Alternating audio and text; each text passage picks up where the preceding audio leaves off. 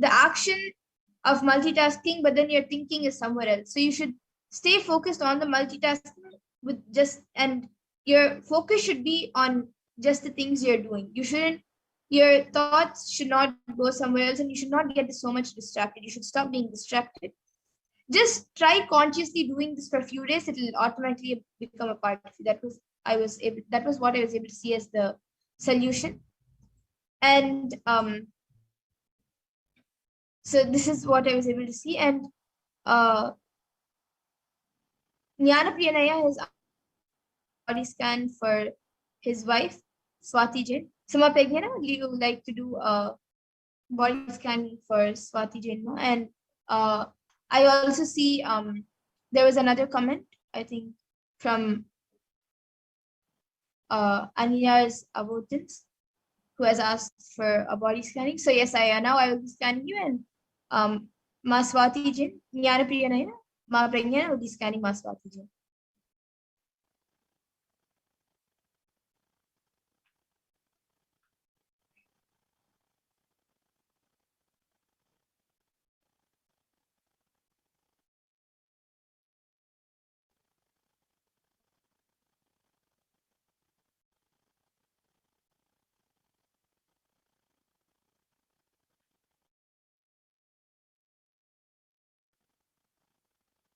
Ma Swati, I was able to see there is so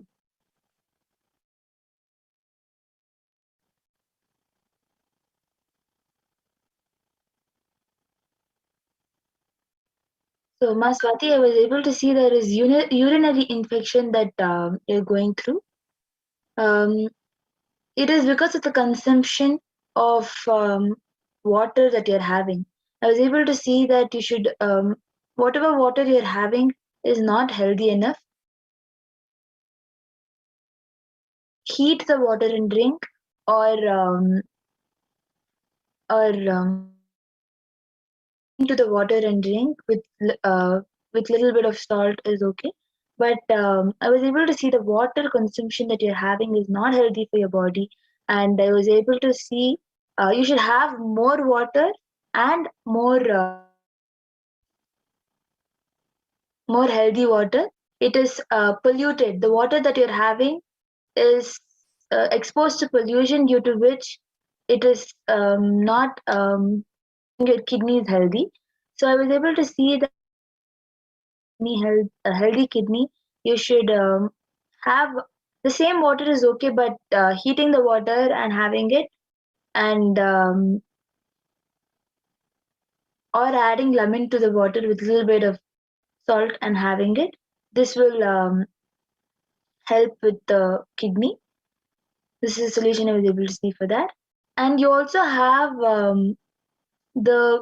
in your stomach, you feel like something is knocking from feel something is poking you. So for this, I was able to see this having every day regularly, morning and night, Haritaki will help you with the pain that you're able to feel like someone is there inside your stomach. So that pain will be reduced when you have Haritaki regularly. And I was also able to see that the problems, any problems that you're facing in the body, that you are insecure about, even though you're not having, there will surely be, I'm able to see there are so much of insecurities that you have about your own body. For example, any problem is causing a lot of stress in you, and that is causing headache in you. So the basic solution I was able to see is for you to apply the bhasma in your body as described in the agamas. For example, in the agamas, as it is described, to apply in the ears, in the forehead, and in the throat. So exactly how it is described in the agamas, you should apply bhasma. This will help yourself to be confident about your body and all the insecurities that you have about the body. I was able to see that you will not be having the insecurities anymore. Yes, and actually, Yadav has gotten back saying, Malankrita Yadav has gotten back saying, thank you, Ma. You're very right in everything you reveal. Thank you. my progress will definitely complete. Yes, Ma. Thank you, Madam Yadav. And also, actually, it was very surprising when, as I was hearing Ma Pragyana share for Ma Swati Jain, actually, even when I scanned, even I was able to see for you that not exactly the same thing, but it was actually, I was able to see that there's lots of heat in your body. And that also, just like how Ma Pragyana said, it is because of the food and the water which you're eating and drinking. There is a lot of fluoride and chlorine in the water. And that is also creating heat in your body. And that heat is affecting you, especially mainly during your menstrual cycle. So that was what I was able to see for you. And the solution for that was I was able to see drink lots of methi water and jeera water. So that will help in healing you. And for Aina's about in Zaya, for you, I was able to see that I have given healing for your eyes. And I was able to see that if you every day morning and night just do eye wash for your eyes, do a read like for 2 minutes for both each eye, do an eye wash that will help in healing your eyes. So this is what I was able to see for you, Aya, and you can get back in the comment section. And even Ma Swati Jain, Jnanapriya, you can get back in the comments. And with this, we come to the conclusion of this power manifestation session. In the interest of time, we will be concluding it. And I think, yes, Rajaya has gotten back saying absolutely correct, Ma. When I do morning yoga or doing work, my thoughts were not completely focused. Some other thoughts in mind. I can follow the solution from Parameshwar. Thanks, Lord. Ma. Yes, Aya. Thanks for getting back. And yes, now with this, we will be concluding this power manifestation session. And in the interest of time, we'll be moving on to further segments where we will be learning about who is Devi PARASHAKTI and what she has revealed for humanity. So we will be first seeing who Devi PARASHAKTI is and how we can receive Devi PARASHAKTI.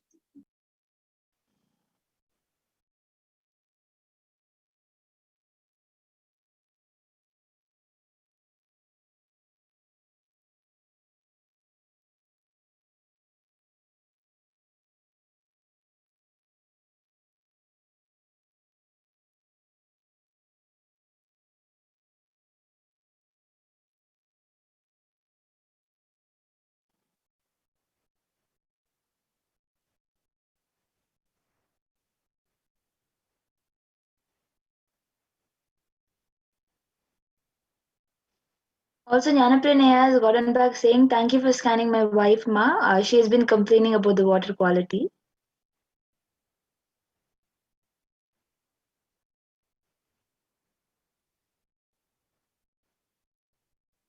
So now we will be entering into the divine feminine consciousness. Understanding about the divine feminine consciousness. So the Dhyana Shloka of Devi PARASHAKTI from Lalita Sahasranama Dhyana Shloka. Sindhuraruna vigraham trinayanam manikya mauli spurat taranayaka shekaram smitamukhi mapi navakshoruham panibhyam maripurna chashakam raktotpalam bibratim saumyam ratnagatasta raktacharanam dhyayet paramambikam. The translation is, the Divine Mother is to be meditated upon as shining in a vermilion red body with a triple eyes, sporting a crown of rubies studded with the crescent moon, a face of smiles, a splendid bust, one hand holding a jewel, cup brimming with mead, and the other twirling red lotus. And the next Dhyana Shloka, which also describes the beauty of Devi PARASHAKTI, this also comes from the Lalita Sahasranama. Arunam karunam tarangatakshim dritapasham kushapushpa bandachapam animadi viravritam ayukaihi rahamityeva vibhavaye bhavanim. And this verse means, I meditate on the great Empress. She is red in color and her eyes are full of compassion. She holds the noose, the gourd, the bow, and the flowery arrow in her hands. She is surrounded on all sides by powers such as Anima Fures, and she is the self within me.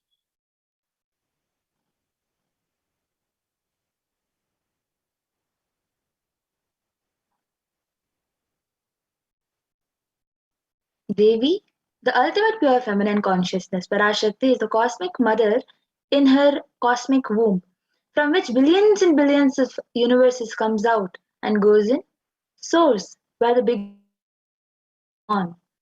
PARASHAKTI is the source Shakti, source energy, source power, from which come, in which all of us are even now, and which all of us are going to merge.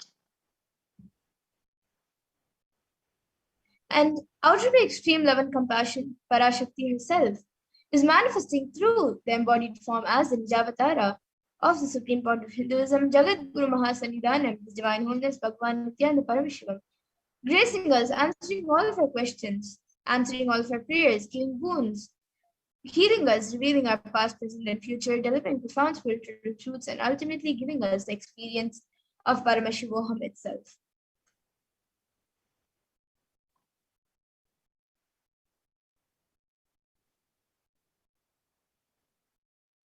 Nijavatar of in the words of PARASHAKTI herself, raising as Omkara, expressing as Vedas and Agamas, blossomed as Shrimkara, filled as Parashodasi, living the Kailasa Swamini, who is in Kailasa Shripura Chintamani, Parashodasi, sitting as part of Paramashiva, Parameshwari, who rules the world, PARASHAKTI, Manonmani Meenakshi. As Nityananda, I took Nijavatara here to give good boon to everyone, to bestow all goodness. Hiranyagarbhaswarupini Brahma, Chandramauli, Rapala, Aparna, Uma, Parvati, Savitri, Navayavana, Samraja Lakshmi, Parameshwari, Parashodasi Meenakshi. Taking the form of Nityananda, I came here as Nijavatara with great compassion. I am blessing the listen people. To do good, all of you, to do good form of Nityananda and came down as Nijavatara. And again, in the words of Devi Parashakti herself, she beautifully says, raising in Omkara, blossoming as Shiva, Shiva manifesting as source of existence, powers of existence, expressions of existence, from the oneness of Om, blossoming into two as Prakriti and Purusha, blossoming as three Shaktis, Icha, Kriya, and Jnana, growing as four Vedas, expanding as five Panchabhutas, beyond six chakras, filled as Gotras of seven Rishis, expanding as eight directions, existing as nine grahas, blossoming as 10 indriyas, being as 11 rudras, creating all the worlds, bringing life to tell and make to blossom and to do good. Parashodasi Meenakshi, in the form Nityananda, I came to bless every one of you.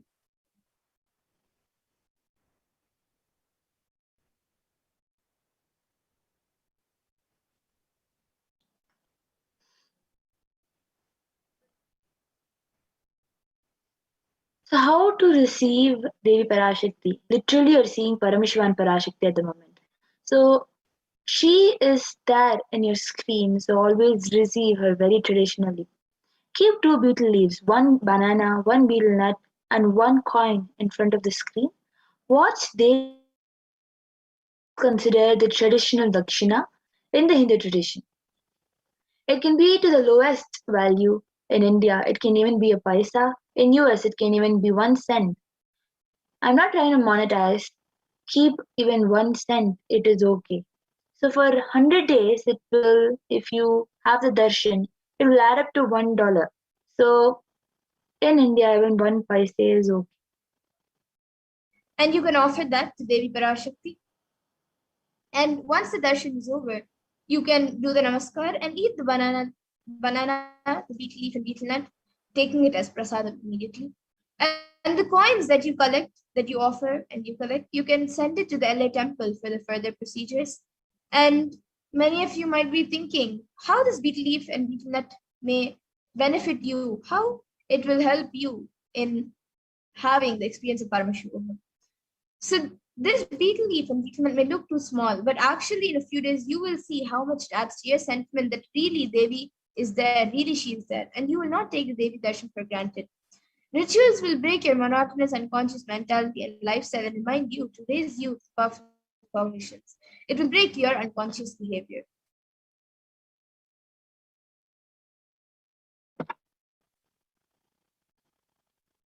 So as you all can see, where the coin, betel leaf, and banana and betel nut have been placed, you can keep the betel leaf, place the betel nut on top, keep one banana, and a coin on top. This is the main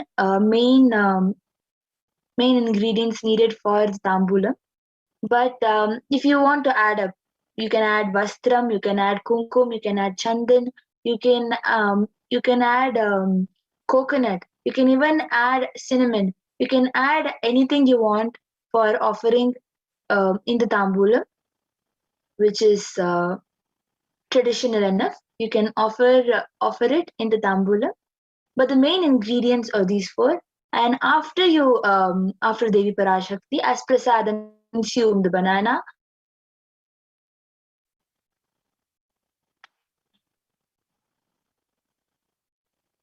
Yes, and so now all of us have learned how we can receive Devi Parashakti, who is Devi Parashakti, and how we can receive her. So now we'll be moving on to the next segments, where we will be learning about what Devi Parashakti has revealed for humanity and how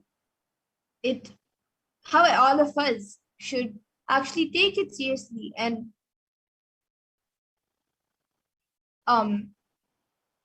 learn and follow what Devi Parashakti is revealing, how important it is to follow what Devi Parashakti is revealing. So we will be back after a really short break to move on to the next segment. What I mean by the word e-Kailasa, listen intensely.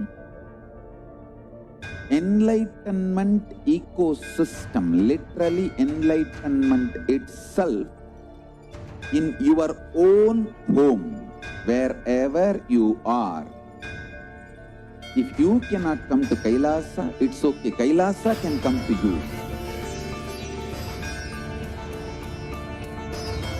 Kailasa coming to you is e-Kailasa.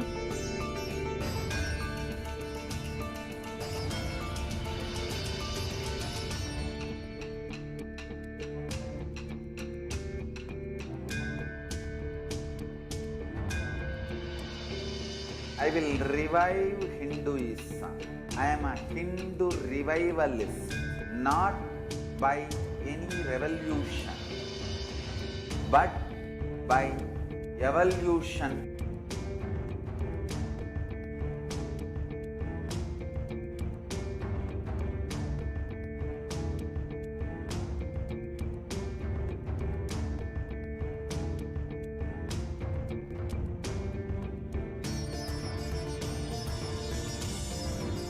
And setting model communities.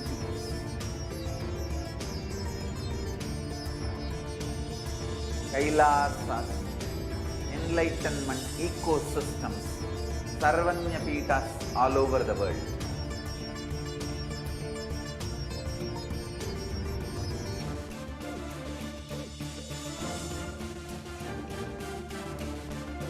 All powerful cognition, knowledge, only when you live, power manifestation and possibilities manifestation happens. It's a fundamental truth.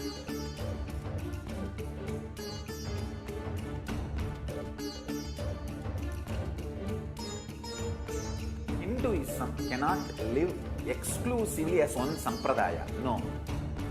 All sampradayas of Hinduism is an ecosystem.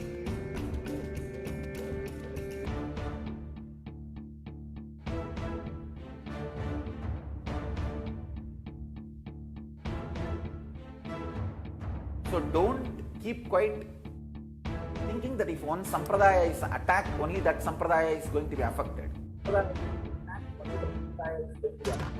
All of us are ecosystem.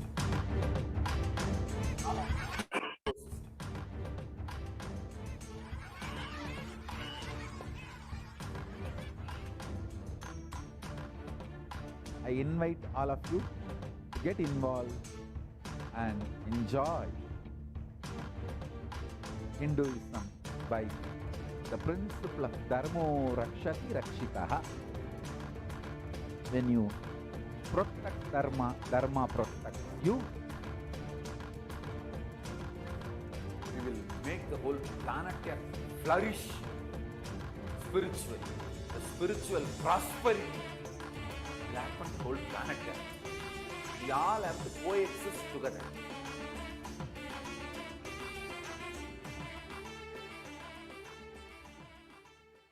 Just be alive for next 3 years. Don't die within next 3 years.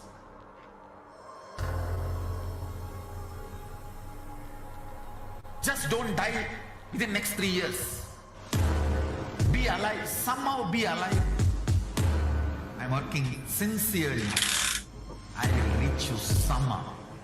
Somehow I will reach you. It's my commitment to humanity.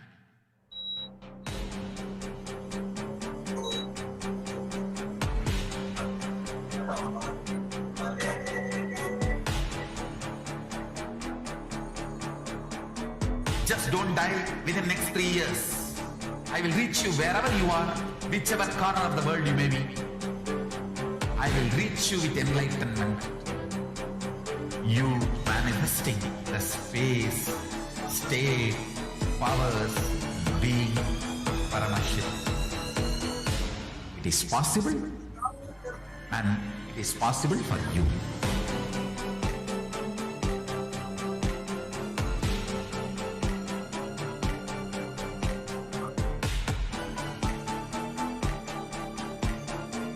Paramashiva will reach you with enlightenment science. I know he is going to do the job. Just be alive for next 3 years. Nothing else.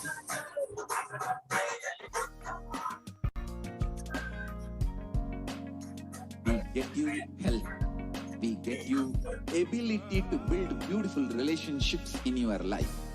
We get you direct spiritual support, and we make sure you become wealthy.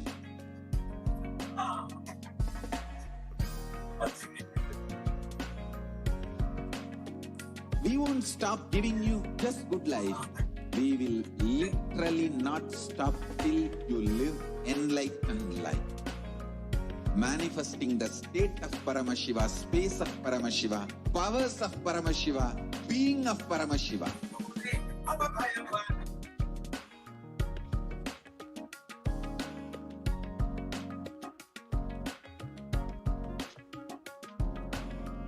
Whole world should become e-Kailashian.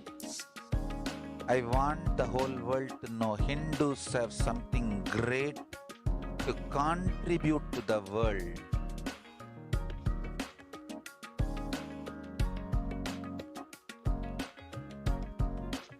We have something great to contribute to the world. Let us do that.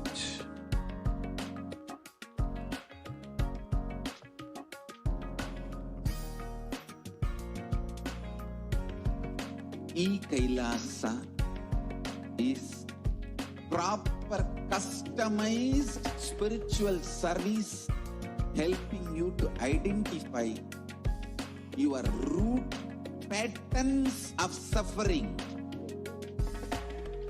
We have perfected the science of helping every individual from every cultural, religious, nationality background.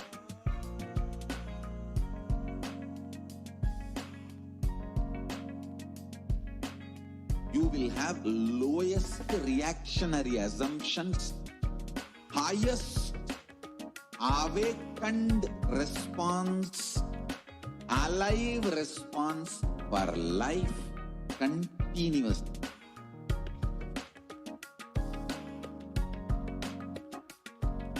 E-Kailasa is enlightenment ecosystem, literally enlightenment itself in your own home, wherever you are. Proper customized spiritual service helping you to complete with your life negativity.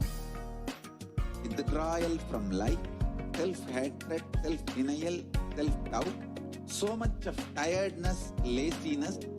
We can support you aligning your diet, your attitude, your aptitude, your understanding about life.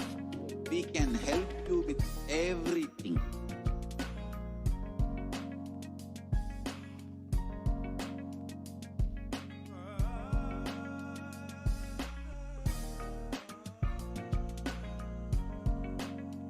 If you are interested in enlightenment, we will immediately bring this to you. If you are not interested, we will explain the whole science, inspire you, and make you interested in enlightenment time. We need to cater this enlightenment science to the whole world wherever they are, because enlightenment is the birthright of all human beings. Kailasa is responsible to provide that to all human beings.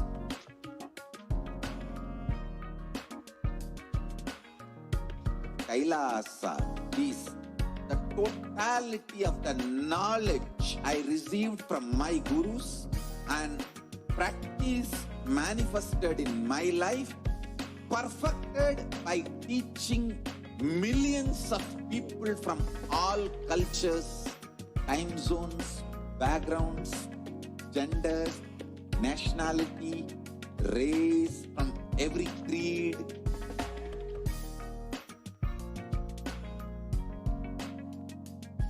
So this absolutely perfected knowledge available to you, served to you in your home without even you moving out of your couch, free of cost.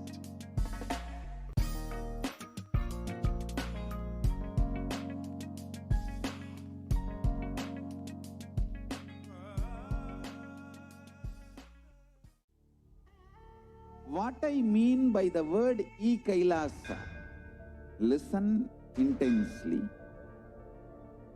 Enlightenment ecosystem, literally enlightenment itself, in your own home, wherever you are. If you cannot come to Kailasa, it's okay. Kailasa can come to you.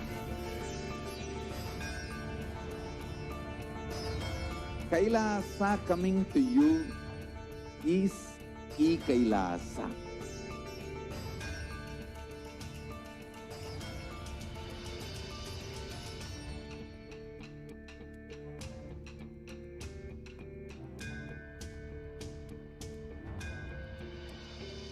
I will revive Hinduism. I am a Hindu revivalist, not by any revolution, but by evolution.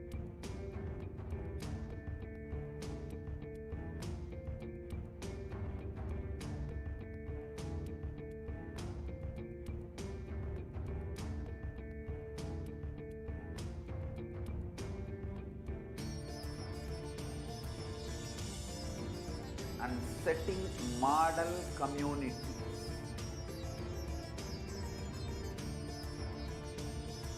Kailasas, enlightenment ecosystems, Sarvanya Pitas all over the world.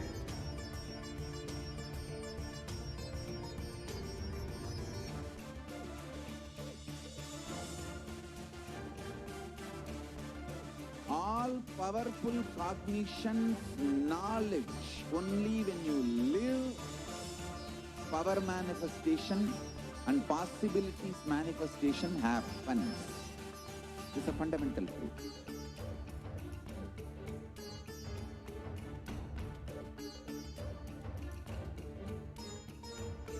Hinduism cannot live exclusively as one sampradaya. No. All sampradayas of Hinduism is an ecosystem.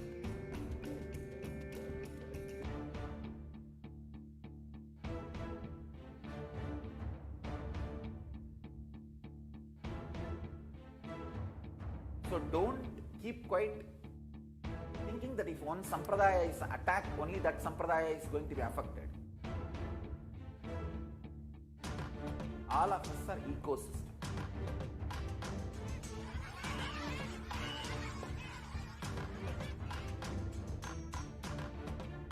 I invite all of you to get involved and enjoy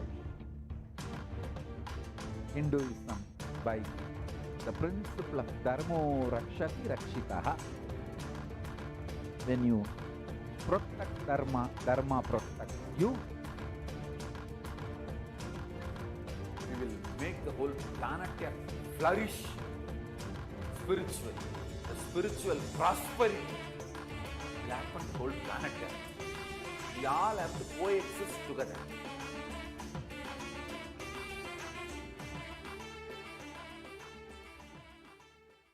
Just be alive for next 3 years. Don't die within next 3 years.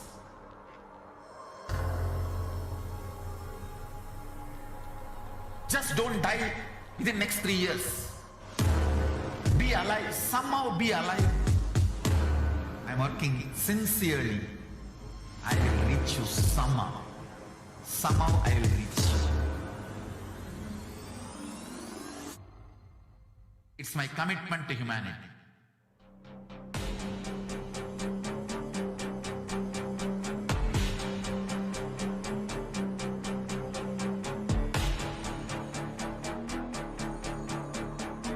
Just don't die within next 3 years. I will reach you wherever you are, whichever corner of the world you may be. I will reach you with enlightenment. You manifesting the space, state, powers, being, Paramashakti. It is possible, and it is possible for you.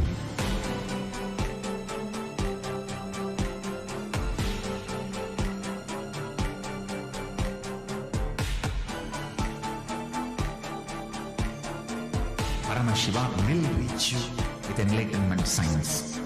I know he is going to do the job. Just be alive for next 3 years. Nothing else.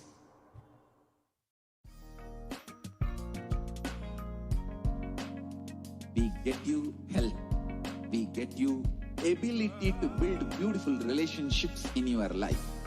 We get you direct spiritual support, and we make sure you become wealthy.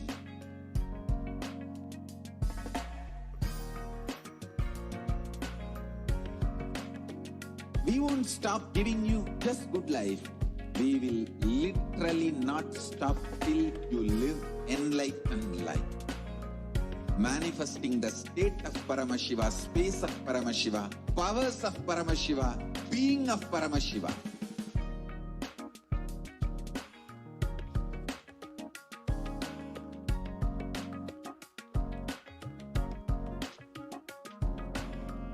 Whole world should become e-Kailashian. I want the whole world to know Hindus have something great to contribute to the world.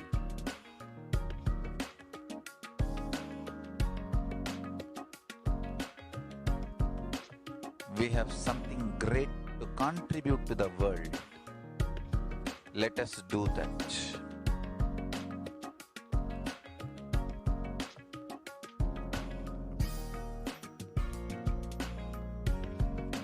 E-Kailasa is proper customized spiritual service helping you to identify your root patterns of suffering.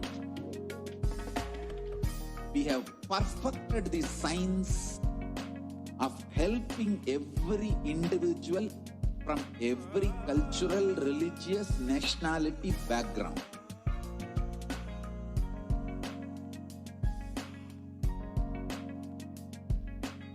You will have lowest reactionary assumptions, highest awakened response, alive response for life continuously.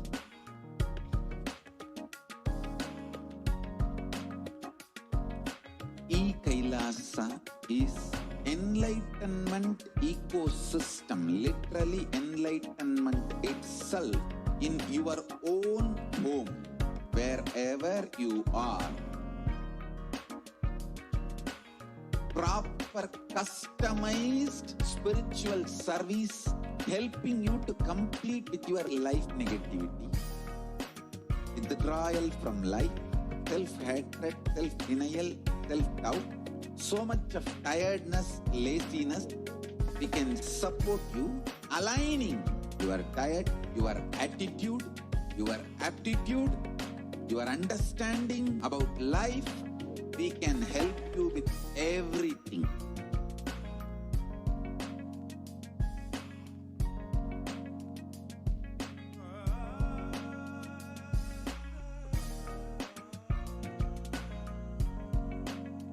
If you are interested in enlightenment, we will immediately bring this to you. If you are not interested, we will explain the whole science, inspire you, and make you interested in enlightenment science.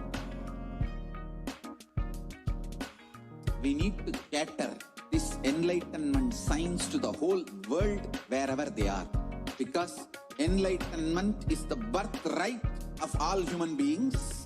Kailasa is responsible to provide that to all human beings.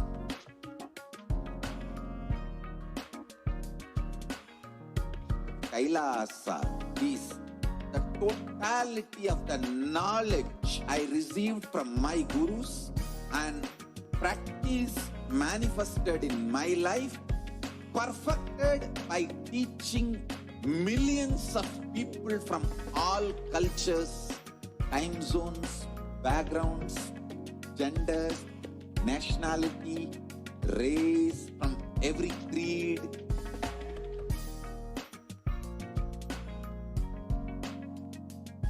So this absolutely perfected knowledge available to you, served to you in your home, without even you moving out of your couch, free of cost.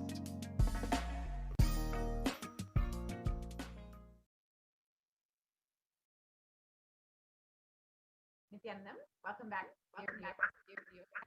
Entering into the next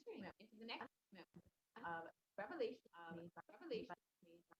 Over the last several months, these have been revealing many guidance for humanity, for every being, to ensure that they survive this pandemic, to make sure that they stay alive and protect themselves during this pandemic. And Devi has revealed many, many things for Hindus and what is the responsibility for Hindus and the secret of Hindu birth. So let us understand what Devi revealed about Hindu birth now. Let's watch this video.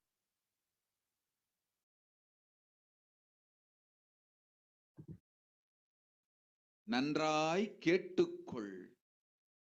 உன் கேள்விக்கு உன்மூலமாய் உலகெங்கும் இருக்கும் இந்துக்கள் எல்லோர்க்கும் அளிக்கின்றேன் உத்திரம். கேட்டு வாழ்ந்தால் உங்கள் வாழ்க்கை பத்திரம்.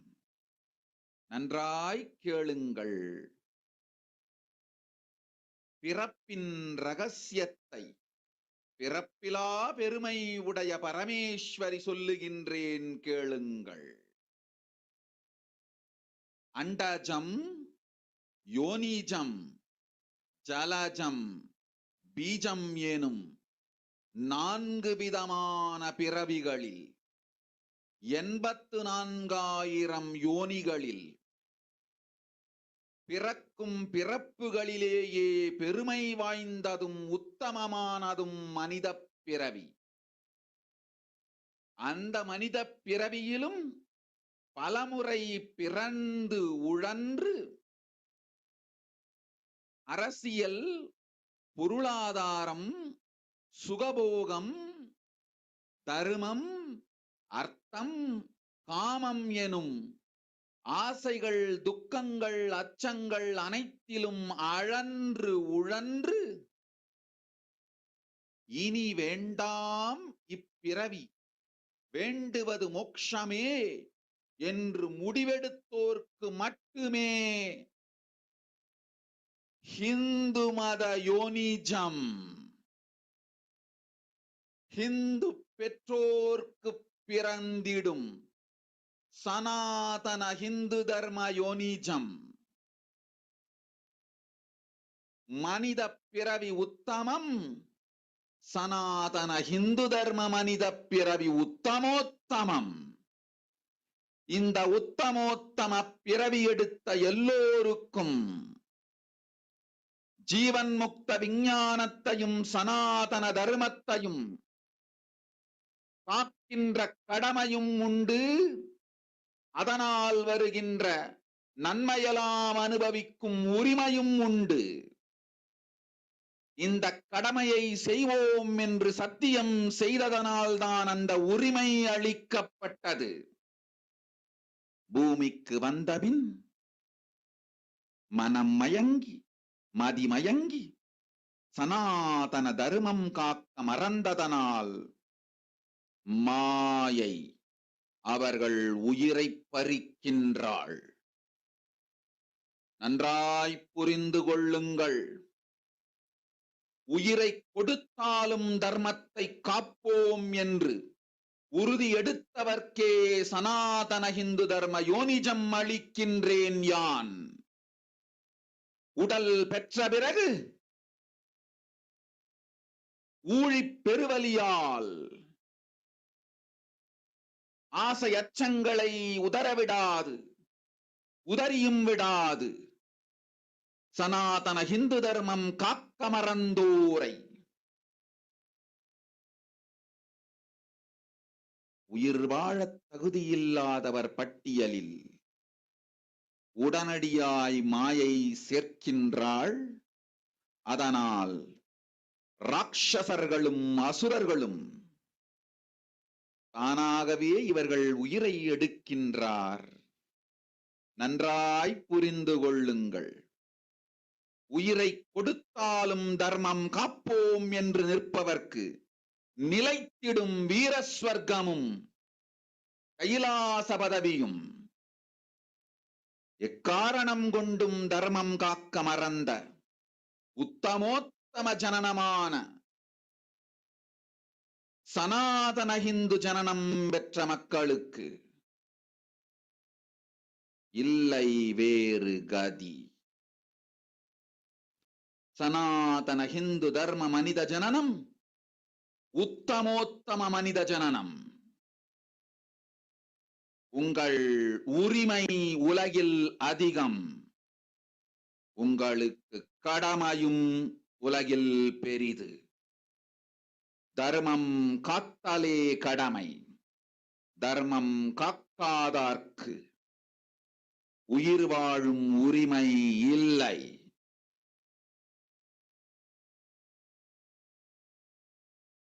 நன்றாய் புரிந்து கொள்ளுங்கள்.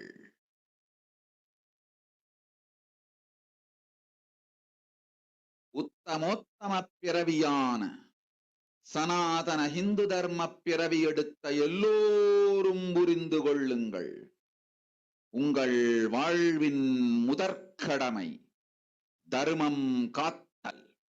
தர்மம் காக்க தர்மம் உங்களை காக்கும். சனாதன ஹிந்து தர்மம் காக்க மறந்திட்டால் வாழும் உரிமையை நீங்கள் இழந்து விடுகின்றீர்கள்.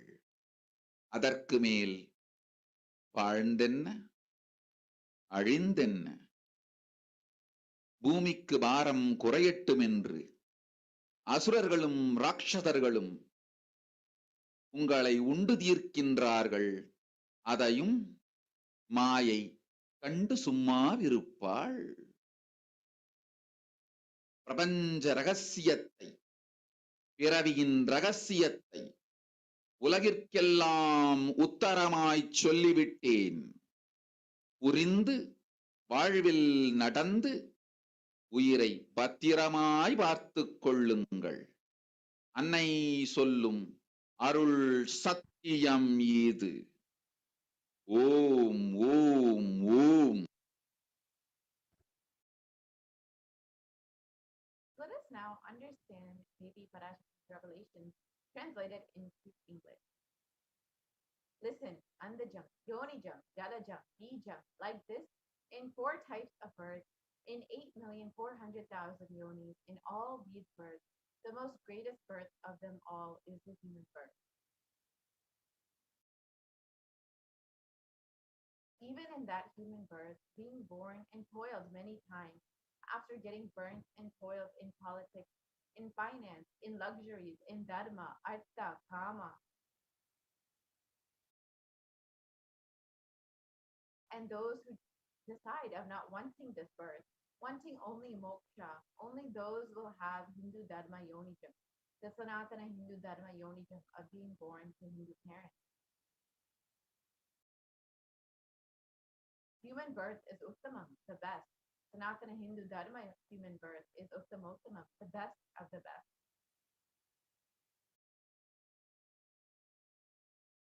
Everyone who took this Uttamottama birth has the responsibility of protecting the science of living enlightenment and Sanatana Dharma.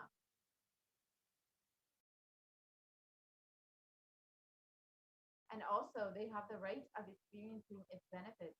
This right was given to them because of their commitment given by them to do this responsibility.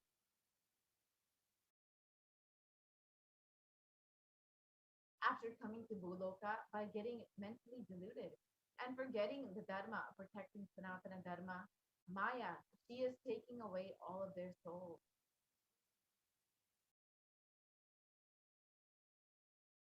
Understand carefully, I am giving the Sanatana Hindu Dharma Yonijam only for those who gave the commitment of protecting Sanatana Dharma, even by giving their life.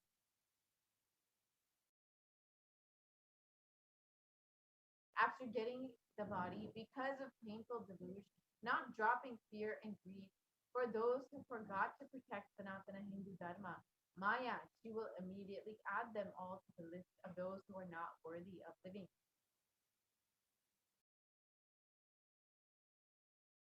Therefore, Rakshasas and Asuras are automatically taking away their life. Understand properly for those who stand that even by giving their life, they will protect Dharma, will permanently have Virasvarga and Kailasa Padavi. For any reason, people who forgot to protect Dharma, having the Uttamottama birth of Sanatana Hindu birth, there is no other way for them. Sanatana Hindu Dharma human birth is Uttamottama human birth. Your rights in this world are immense. Also, your responsibility in this world is large. Protecting Dharma is responsibility. Those who do not protect Dharma, they do not have the right to live. Understand properly. All those who took the Uttamottama birth, which is Sanatana Hindu Dharma birth, all of you understand. The first responsibility of your life is protecting Dharma. If you protect Dharma, Dharma will protect you. If you forget to protect Sanatana Hindu Dharma, you lose the right of living. After that, what bothers whether you live or get destroyed? Asuras and Rakshasas will eat you, so that the burden on earth is reduced. Seeing that, Maya, she will keep quiet. So let us understand what is the responsibility of Hindus and why we need a Hindu nation.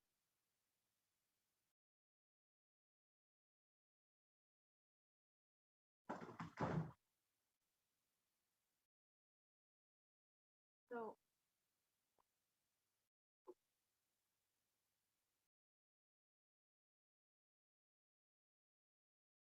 as many of us know, Hinduism represents one of the most ancient and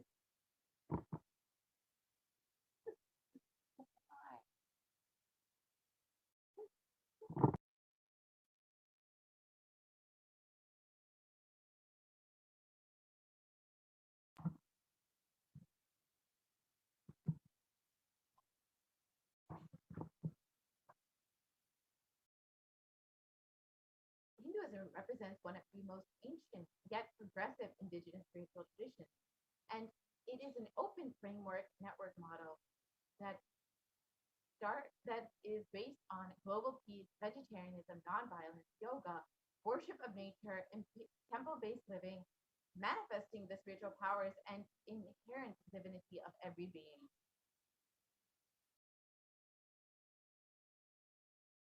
The Hindu nations were ecosystems where more and more enlightened beings could be produced so that enlightened civilization could be kept alive and its great gifts shared with the world.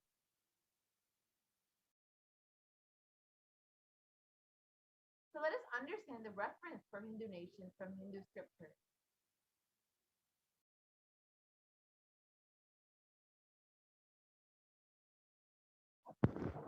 The Hindu nation ruled by Bhagwan Rama, the Ramarajya, was described in the Valmiki Ramayana as there were no worries, there were no widows to lament, nor there were any danger from wild animals, nor any fear born of diseases.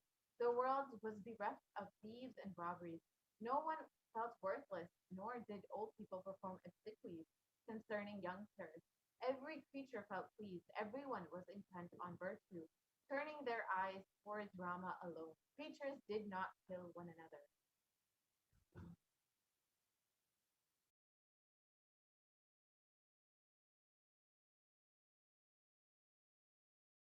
People survived for thousands of years, and thousands of their progeny lived free of all illnesses and grief. The trees there were bearing flowers and fruits regularly without any injury from pests and insects. The clouds were raining in time, and the wind was delightful to the touch. Every caste was performing their own duties, satisfied with their own work and bereft of any greed. People were intent on virtue and lived without telling lies. All the people were endowed with excellent characteristics. All were engaged in virtue. And the description of the Hastinapur kingdom ruled by Yudhishthira in the Srimad Mahabharata, Devas were granted reigns to fulfill all wants. The world became free of all diseases. There was no hunger or thirst anywhere. There was no mental suffering. Those without livelihood were given livelihood. There was abundance all around. There were no worldly worries left for anyone, and there was no cause to fear either. Happiness on earth was in fact even greater than in the heavens. You can see that these descriptions of Hindu kingdoms showed the prosperity and happiness that every being experienced in these kingdoms. And Hinduism has contributed so much to the world through the science of enlightenment, health, medicine, art, science and technology, aviation, dance and music, clothes and jewelry, social systems, judicial systems, political systems, and legal systems.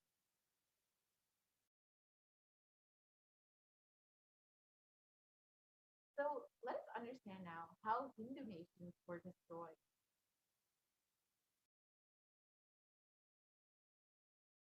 The first phase of the destruction of the Hindu civilization was the Islamic invasion, which happened between 800 AD and 1700 AD. This was the physical destruction of the Hindu civilization. And Will Durant, a famous historian, described that the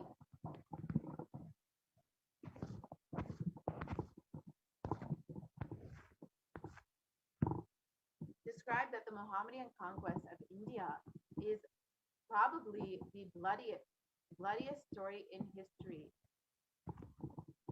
The Islamic historians and scholars have recorded with great glee and pride the slaughters of Hindus, forced conversions, abduction of Hindu women and children to slave markets, and the destruction of temples carried out by the warriors of Islam during 800 to 1700 AD. Millions of Hindus were converted to Islam by sword during this period, and millions more were raped and murdered and dismembered.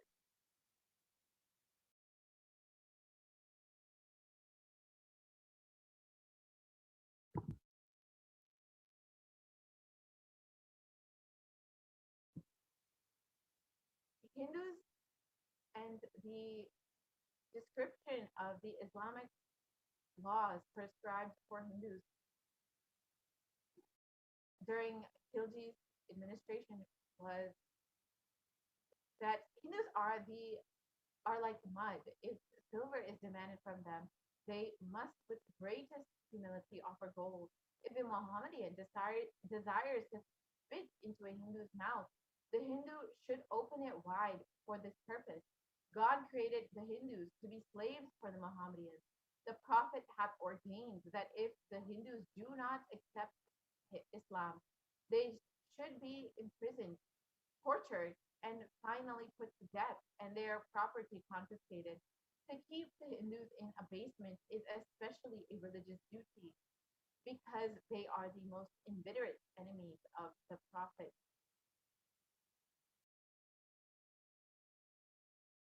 And during the Islamic invasions, over 200 million Hindus were slaughtered by the Muslim invaders. Over 100,000 temples were destroyed, and over 1 million deities and sculptures were destroyed. And the description of this conquest, the conquering armies burnt villages, devastated the land, plundered people's wealth, took Brahmins and children and women of all classes captive, flagged them with thongs of rawhide, carried a moving prison, and converted the prisoners into obsequious skirts.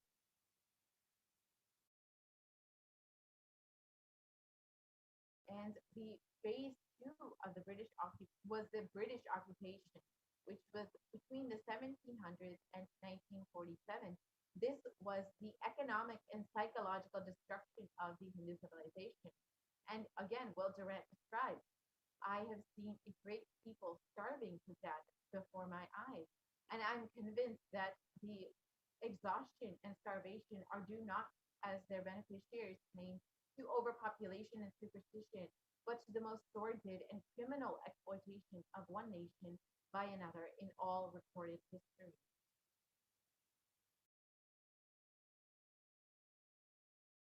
And during the British occupation, the British Empire used all possible means to destroy the Hindu civil and cultural institutions in order to delegitimize and demoralize the indigenous people of India so that they would become slaves in their own homeland. And this included discriminatory laws to instill feelings of inferiority, engineered famines to starve people into submission. They annexed Hindu kingdoms to undermine native rule and mistranslated scriptures to instill anti-Hindu sentiments, and they destroyed indigenous Gurukul systems, and they destroyed the individual.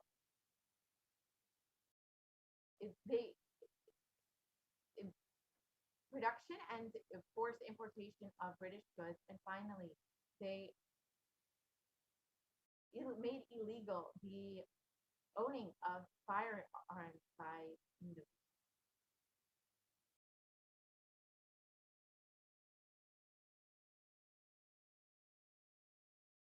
And during the British occupation, over $45 trillion was looted from India over the course of 200 years, and 45 million Hindus died due to artificial famines and poverty imposed by the British Empire, and over 680 native kingdoms were usurped during the British Raj. And the description by of the Indian Parliament, the British came to one of the richest countries of the world, and over 200 years of exploitation, looting, destruction, reduced it to a poster child of third world poverty.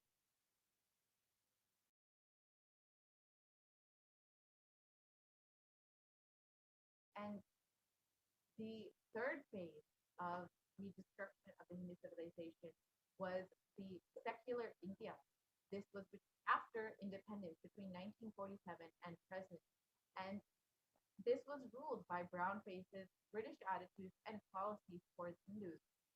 And Nehru described that what a disgusting, savage people we are. Politics, progress, socialism, communism, science. Where are they before this black religious savagery? India can never be a Hindu republic.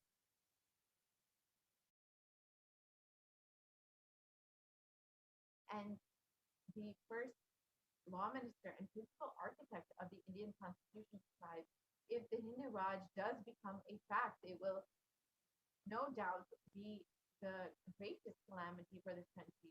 No matter what the Hindus say, Hinduism is a menace to liberty, equality, and fraternity. It is incompatible with democracy.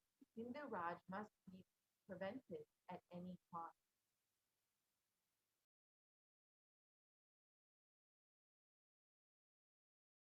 And the modern Indian legal system, academia, and media all systematically undermine, suppress, and delegitimize Hindu institutions and culture.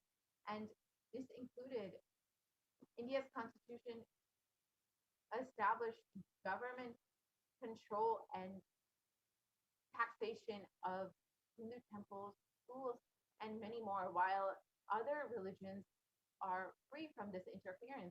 And Articles 26 and 30 in the India Constitution discriminates against Hindus by giving social rights and benefits to non-Hindus. This includes the government benefits and scholarships. And the Hindu kingdoms and self-governance was completely abolished, and anti-superstition laws were passed to criminalize the Hindu practices, and mainstream and Indian academia describe Hindus as sexist, racist, backwards, and suppressors. So you can see the entire ecosystem in secular India was completely anti-Hindu.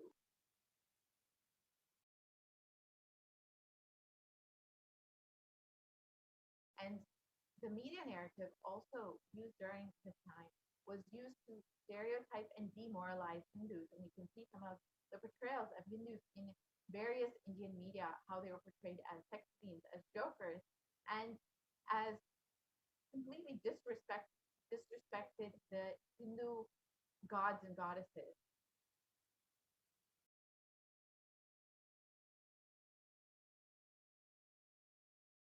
So let us understand why we need the revival of Hindu nation.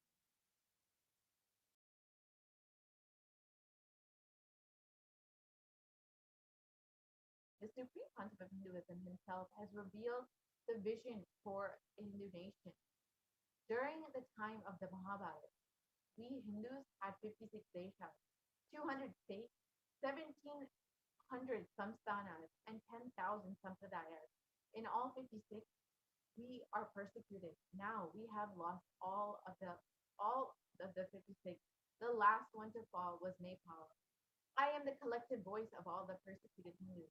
I will revive and rebuild a Hindu nation built on the Vedagamic principles as a refuge for all practicing and aspiring Hindus, a safe haven for all persecuted Hindus.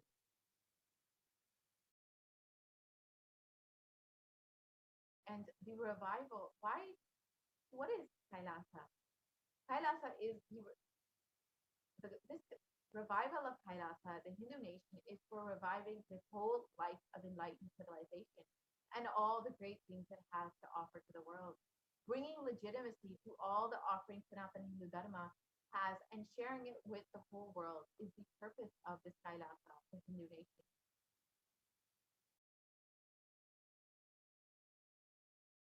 Kailasa is the revival of the cosmic constitution. Kailasa is the model nation of how enlightened civilization should be living and administered. Politics, judiciary, education, economy, everything will be revived as Paramashiva, revealed in the Vedagamas, the Sanatana Hindu Dharma scriptures.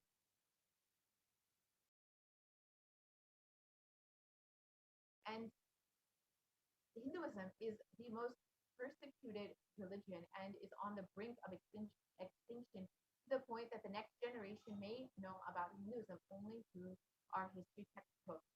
So what can we do to stand up for Hindu civilization and all that it has offered to the world?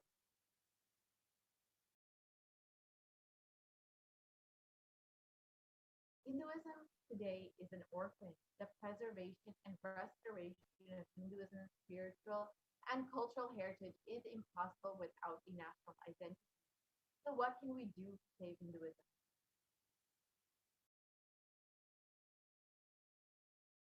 Let us reclaim our Hindu identity.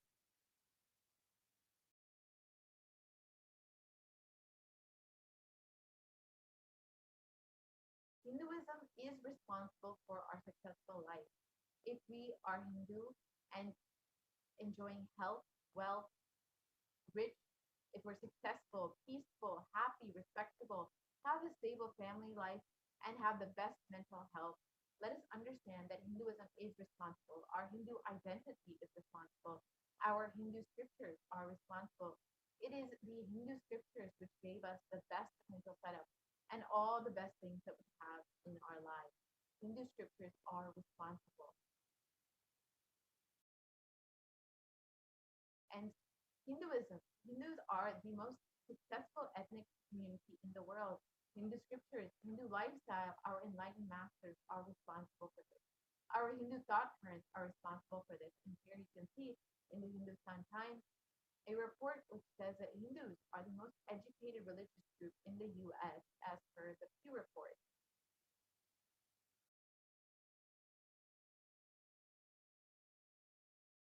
So let us reclaim our Hindu identity. It is not just anti-Hindu elements being active. It is responsible Hindus being inactive, which is responsible for this whole destruction of Hinduism. Let us now take responsibility for Hinduism and let all the Hindus all over the world reclaim our Hindu identity. So let us understand the responsibility of Hindus. Devi has revealed that it is the responsibility of Hindus to protect Dharma. And that is why we have been given the Uttamottama birth of Hindu birth.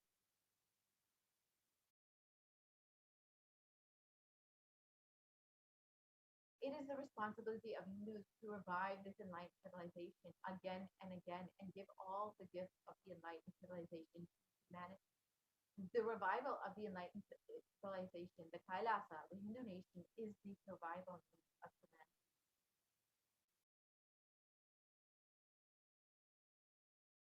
So this is an invitation to all of the Hindus, all the born Hindus, practicing Hindus, those who are sympathetic towards Hinduism, those who are curious towards Hinduism, those wanting to explore and enjoy Hinduism.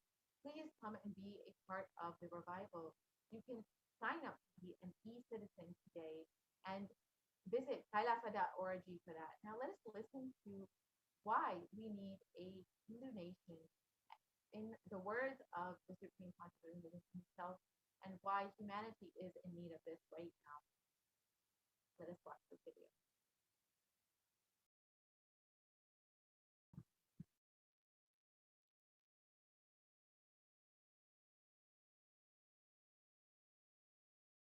Contribution. Hinduism, Veda Agamas have great things to contribute to the world.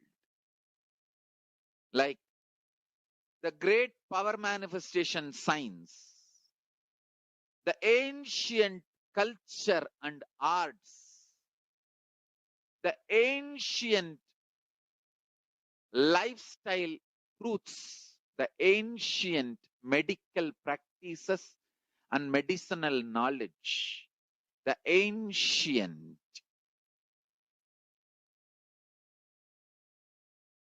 indigenous cultural heritage and jewelry, perfume, dance, music. In every level, Hinduism has so much to contribute. Veda Agamic traditions have so much to contribute. To share all this with the world, to contribute to the world.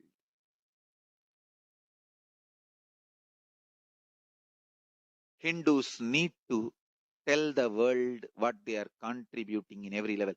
The brand of Hinduism itself is enriching and empowering and enlightening. Hinduism is all about enlightening the world. empowering, enlightening, enriching the world, contributing.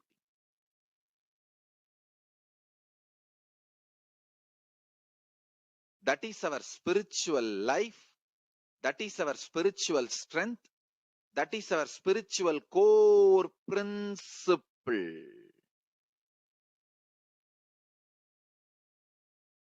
O humanity,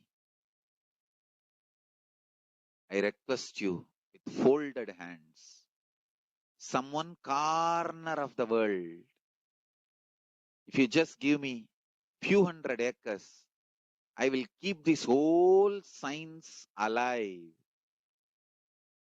Leave it for the whole humanity freely.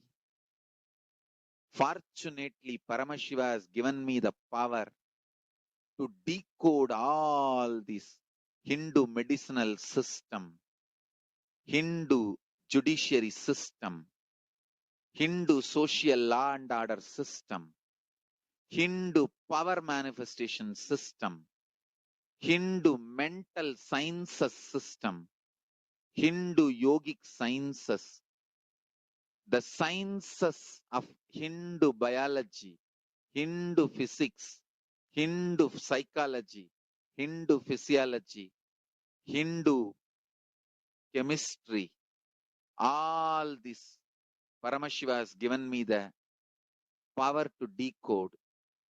Whatever the remaining scriptures are available with the humanity, Paramashiva has blessed me, and I have collected, not only I have collected and organized, I can decode. This whole science can be kept alive in any one corner of the world. Just few hundred acres are given for me to live peacefully and exist peacefully. I can store this whole thing alive and contribute it to humanity. Humanity can become better and better and better. I can make the planet Earth so much better place to live. I am here to contribute, and I will continue to contribute.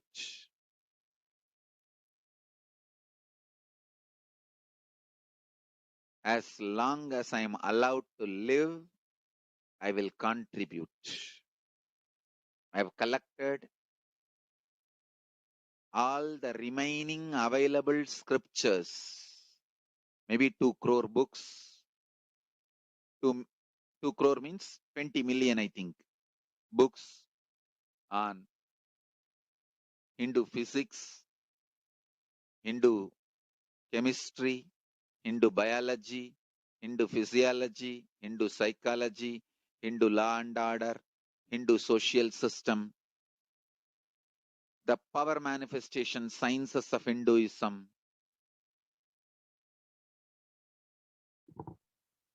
Yes. So now we will be concluding this segment of the revelations made by Devi PARASHAKTI, and we'll be moving into the next segment where we will be understanding some of the offerings that we can make to Devi PARASHAKTI.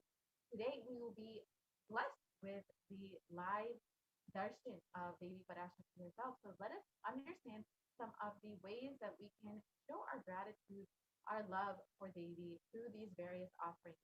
We will be right back after a very quick break.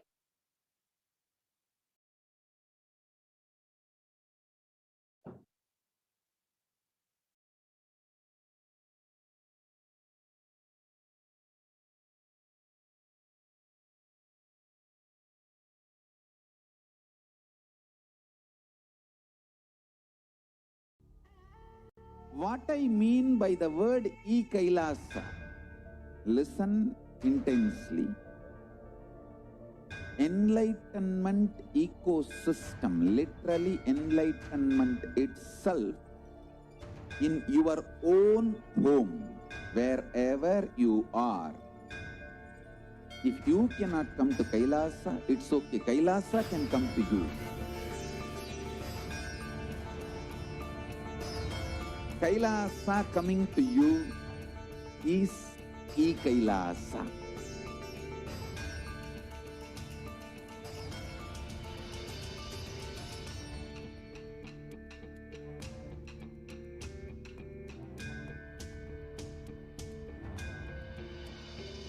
I will revive Hinduism. I am a Hindu revivalist, not by any revolution, but by evolution.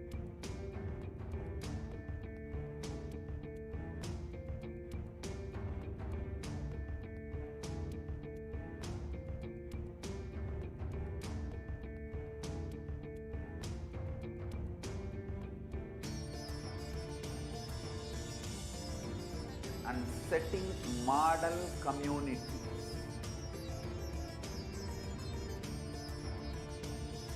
Kailasas, enlightenment ecosystems, Sarvanya Pitas all over the world.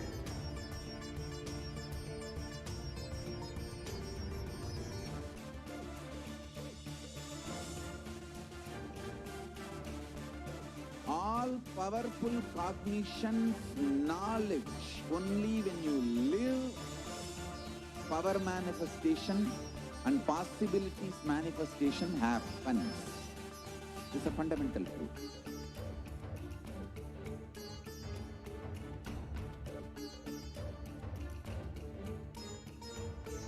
Hinduism cannot live exclusively as one sampradaya. No. All sampradayas of Hinduism is an ecosystem.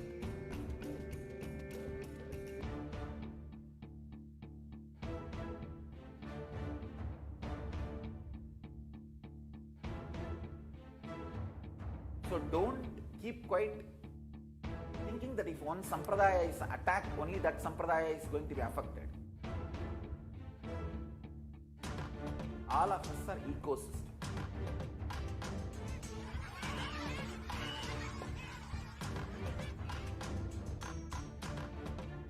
I invite all of you to get involved and enjoy Hinduism by the principle of Dharmo Rakshati Rakshitaha.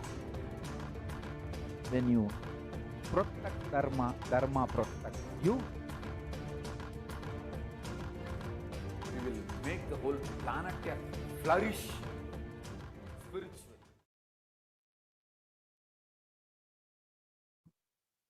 Nityanandam, welcome back to all of the viewers after that very quick break.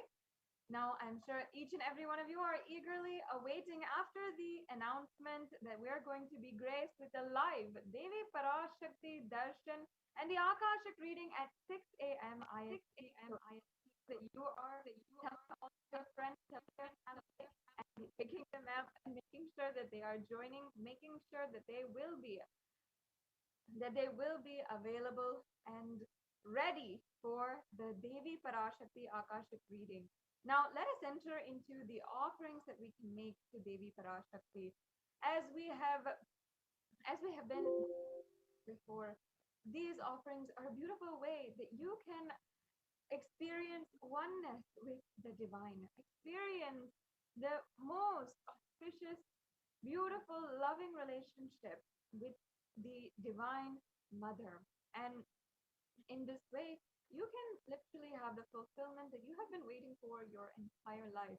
And when an avatar lands, these offerings are purely a part of the grand Leela played out for the purpose of enlightenment. And it is a foolproof science that the Vedic rishis, the ancient rishis, had understood and had delivered to the planet through the science of offerings and ritual worship.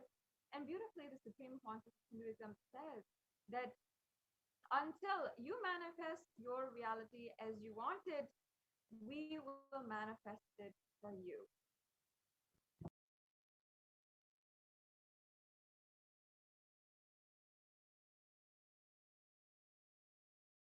Yes, and before we begin this segment, let us first chant the Dhyana Shloka of Devi PARASHAKTI, giving her our ultimate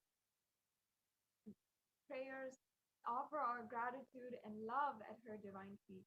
Devi PARASHAKTI is manifesting for all of us today, and let us offer our gratitude. Let us request her to fill our inner space and let us request her to fill our beings completely. We can start by doing the intense chanting and intensely being in the space of listening throughout this whole segment. So let us now first begin with the Dhyana Shloka for Devi PARASHAKTI. Indunivabedakaravaninayanam syat pankavajarabayajapakshasarayuktam angahimabhushana vichitravasanam syat tungamukutojjwalamanonmaniswarupam. And the translation goes, describing Devi with a moon-like face, holding the Vedas in hand, fire in eyes, with a lotus flower gracing and blessing hands, and one hand with the Japamala, beautifully decorated with jeweled ornaments and wonderful clothes and shining bright crown. Her name is Manonmani. And the next Dhyana Shlokam I'll now be chanting. ध्याये देवीं त्रिनेत्रां शशिनिभवदनां वेदहस्तां ददानां सव्ये पद्मं वरदमपरे चाभयं चाक्षमालां दिव्यैराभरणैर्निभूषिततनुं ब्रह्मादिविपूजितां देवीमेव मनोन्मनीं प्रतिदिनं कामत्रधत्रीं शुभाम्. And once again, the English translation says, I meditate on Devi, the one with 3 eyes, with lotus flower in one hand and gracing and blessing hands in the other. The Devi who is gracing and who so many gods and goddesses are worshipping. Yes, we can go on to the next slide.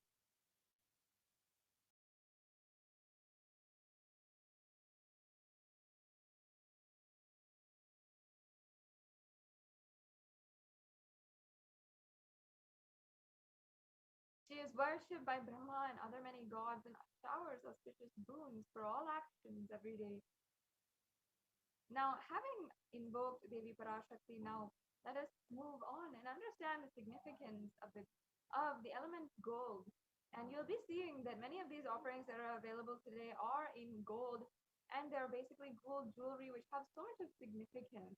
The beauty of the whole thing is that in Sanatana Hindu Dharma, every single nuance has a beautiful significance.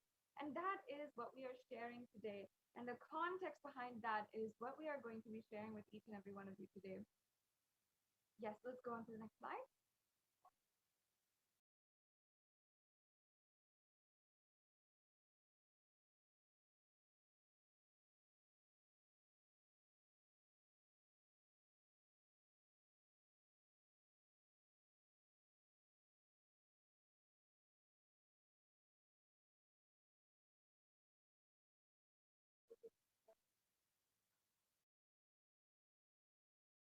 Sorry, we can go to the previous slide.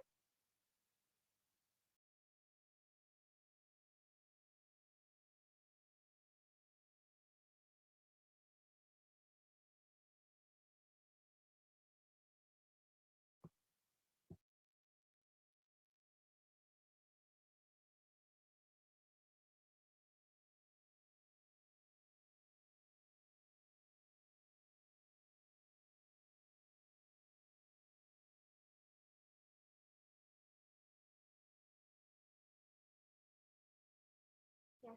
In the Atharva Veda, there is a beautiful verse about the virtues and properties of gold, which is attributed to immortality. And the English translation of that verse says, excuse me, triply born by birth is this gold from the atoms of earth. Agni is one. It becomes dearest to Agni. One fell away from the Soma when it was purged. One they call the seed of virtuous and powerful Apaha. Let that triple gold be for your long life.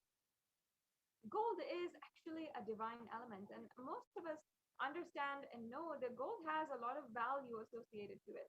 And especially in our relationships, we often give gifts in gold. And when it comes to Mother's Day or to Father's Day, we often give gold jewelry, a gold watch. And in many competitions, the golden trophy is awarded as the highest level that you can receive. The golden medal is also the highest level. The golden globes is a very premier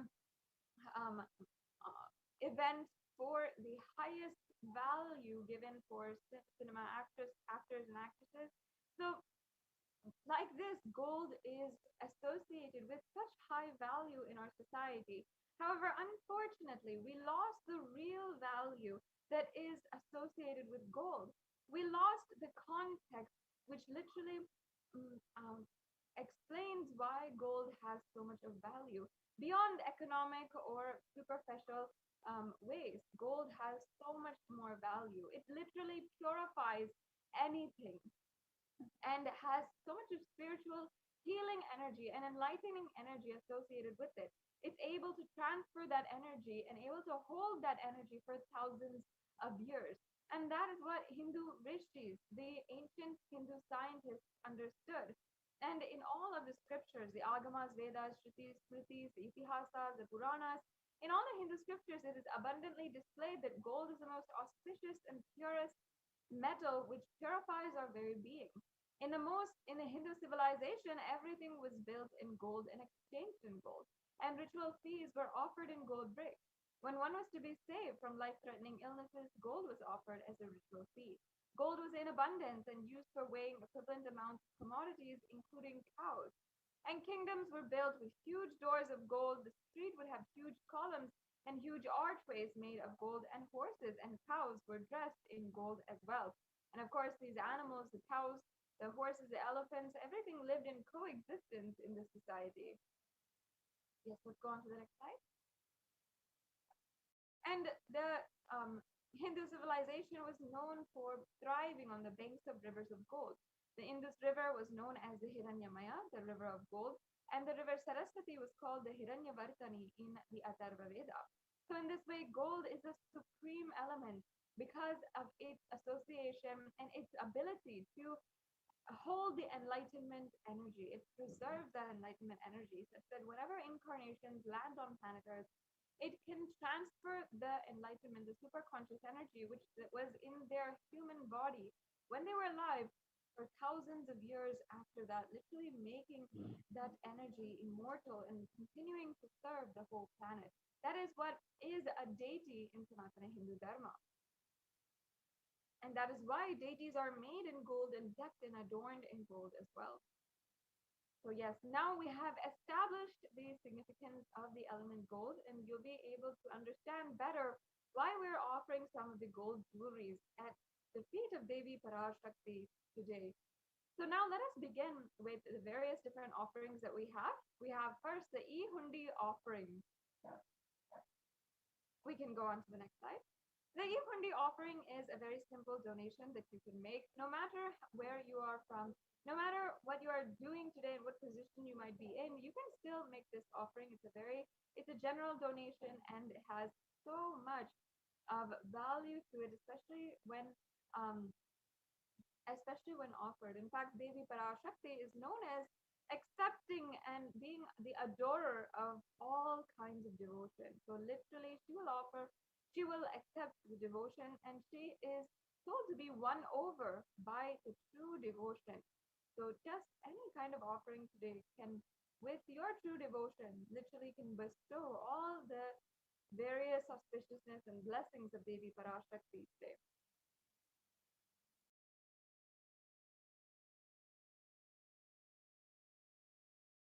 Yes, and there's a verse, in fact, from the Lalita Sahasranama where Devi PARASHAKTI is described as Bhakti Priya, and I'll just be chanting that verse.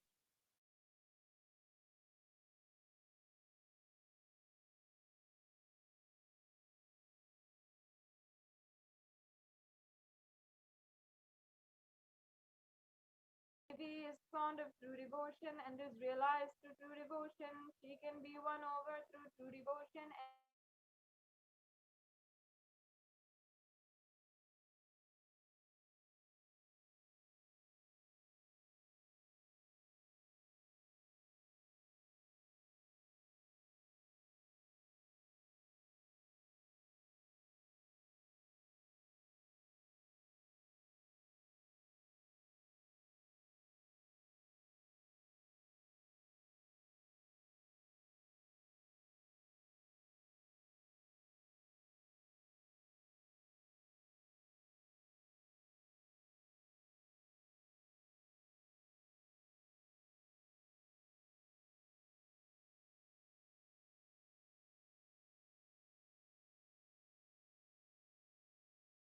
segment, we'll be going over how you can make the payments today and the stages of making a payment. So make sure that you stay tuned until the end of this segment.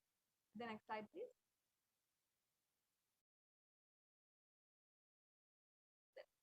The next offering is the Sankalpa chanting.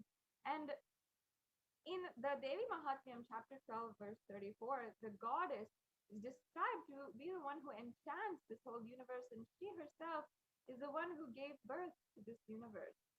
So Devi PARASHAKTI is known to have just without asking for anything, without any conditions at all, giving that ultimate knowledge and even the wealth in the materialistic sense, whether it is the physical world that you are looking for fulfillment or the spiritual world. Devi PARASHAKTI bestows and gives everything that you are looking for. So this Sankalpa chanting is literally a very elaborate mantra that is chanted on your behalf, and your names are chanted also during the mantra, and all the blessings that are associated with this prayer will be bestowed on you once it is chanted. Yes, let's go on to the next offering. What we have next is the Sahasranama Swarna Kasu, and this offering is an ode and tribute to Devi PARASHAKTI, where in the Lalita Sahasranamam, she is described as Nama Parayana Prita, meaning she who likes the repetition of her various names. And this is the offering of 1008 names of Devi PARASHAKTI, and it's a very special, unique archana of the Mahameru of Devi PARASHAKTI. You can offer a gold coin with each and every one of the 1008 names to receive the blessings to have the Ananta Kalyana Gunas, all the divine qualities of Devi PARASHAKTI.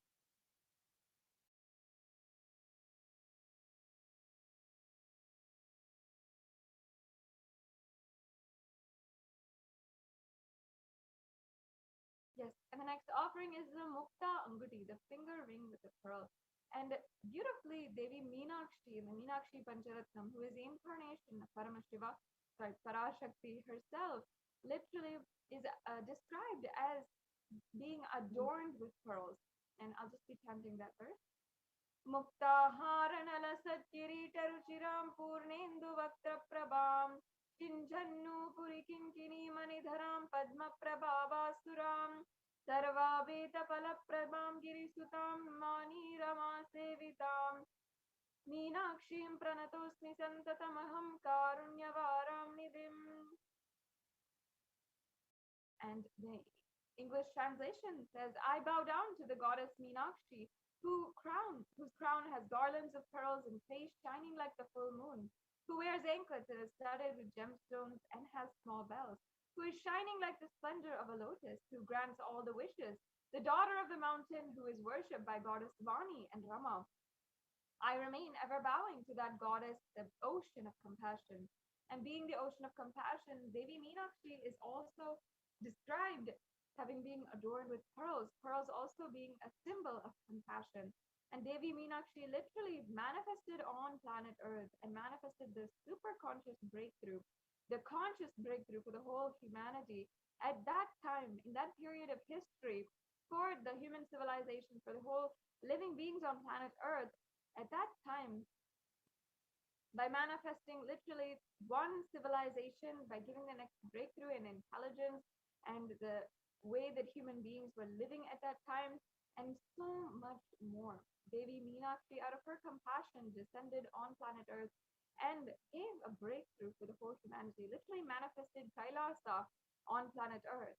And with that kind of ambition and all the compassion of Devi Meenakshi, you will be able to receive her grace and blessings through this offering of the finger ring with the pearl, the Mukta Anguti. Let's go on to the next offering. The next offering here is the Swarnameti. We have the Swarna Padma Pushpa, and that is the golden lotus. And in the Kamikagama, it describes that all the kalashas that are offered in the worship of Paramashiva should be wound around with suitable thread and covered with new cloth. They should be adorned with the lotus flowers made of gold.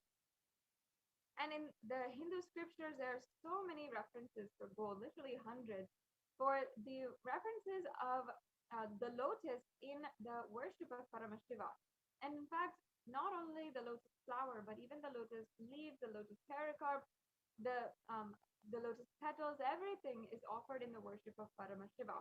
And even in our arts and architecture, you'll always see lotus being used.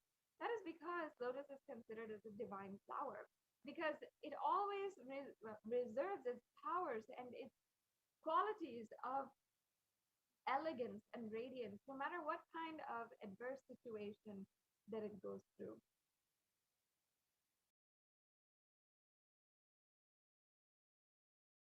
Yes, so you can offer the golden lotus in any size that you wish and be blessed to have the state, space, powers, and being a baby in your inner space amidst any and every adverse situation in your life.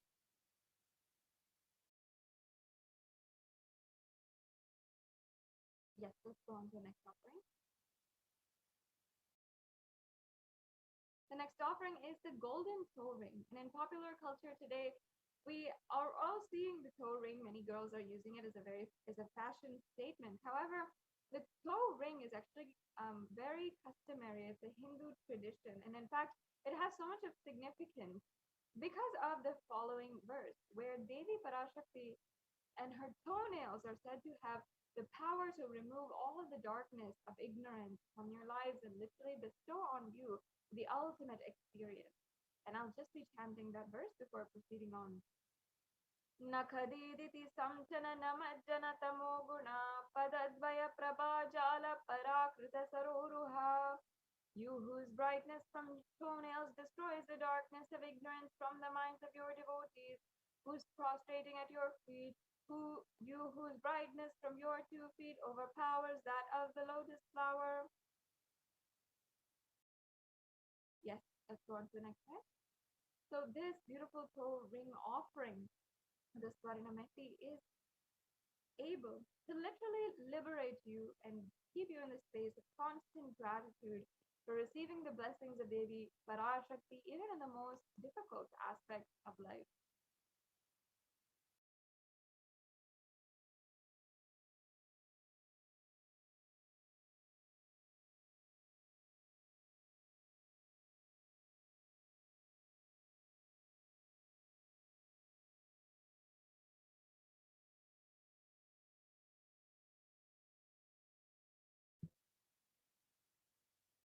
Yes, the next offering we have is the golden hairline jewelry, the Swarna Mantika. And this is referenced from, again, this Lalita Sahasranama, where Devi PARASHAKTI is described as the Shuddha Sarvi Varshini, meaning she who makes the nectar flow in all of our nerves from the Sahasrara. She who gives a very pleasant experience of the ultimate. And in the Hindu tradition, the Mantika represents the nectar flowing from the Sahasrara, which is fully open. And Devi PARASHAKTI herself being the one whose 1,000-petaled lotus, the Sahasrara Chakra, is fully opened, and she gives that experience to all of us. We offer this Swarna Mantika as an offering of gratitude for giving that experience to us.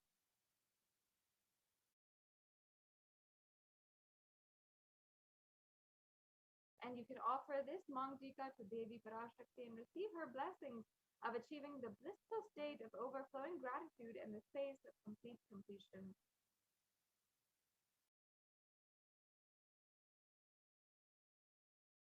Yes, and the next offering is the Pratyaksha Pada Puja, another very precious offering that you can make. And this is a very elaborate puja done at the feet of the Guru and, of course, as the feet of Devi PARASHAKTI. And this is especially more beneficial because it's not just any god or goddess whose feet you're worshipping, but the feet of the Guru. And whether it is the Guru Paduka Stotam or the Guru Gita, whatever it is, the Guru Paduka have hundreds of references of how auspicious they can be. Just with the feet, the grace of the feet of the Guru, so much can be bestowed on you. And that is the very power of the feet of the Guru and the grace of the Guru. And also in the shloka number 83 of Chandad Lahari, it states that the nails that have been sharpened by constantly being touched by the crowns of celestial beings who always prostrate before Devi Tamoguna here means darkness, and the stotram tamas is indicative of the ignorance in the minds of devotees. And by constantly prostrating before Devi PARASHAKTI, their ignorance is removed and they attain knowledge. So offering this Pratyakshapada Puja blesses the Yajaman with all the auspicious blessings of the Supreme Pontiff of Hinduism. And any incarnation, all the incarnations of Paramashiva, whether it is Adi Shankaracharya, who was living in around 0 AD, and even Sri Satya Sai Baba, one of the modern day incarnations of Paramashiva, and the Supreme Pontiff of Hinduism himself, all always praise and encourage the Guru Tattva, the principle of the Guru-disciple relationship, and cherishing the Guru-disciple relationship in your life. Especially the Supreme Pontiff of Hinduism always seeks and initiates all of his disciples into having that beautiful oneness relationship with the Guru, and using that and attaining Paramashiva, Paramashivoham as the ultimate experience. And you can do that literally through this Pratyakshapada Puja offering. The next offering we have is the Vastra Seva. And as you can see, the offering of the Vastra Seva is the offering of the sacred cloth. And you'll again receive all the auspicious blessings of the Supreme Pontiff of Hinduism with this offering. And this brings us to a conclusion of all of the different offerings that we have. In the next slide, you'll be able to see a table of all of the various offerings: the Ihundi offering, the Sankalpa chanting, the Devi Sahasranama Kastu, the Mukta Anguti, the Swarna Padma Pushpa, the Swarna Metti, the Swarna Mankika, the Pratyakshapada Puja, and the Vastra Seva.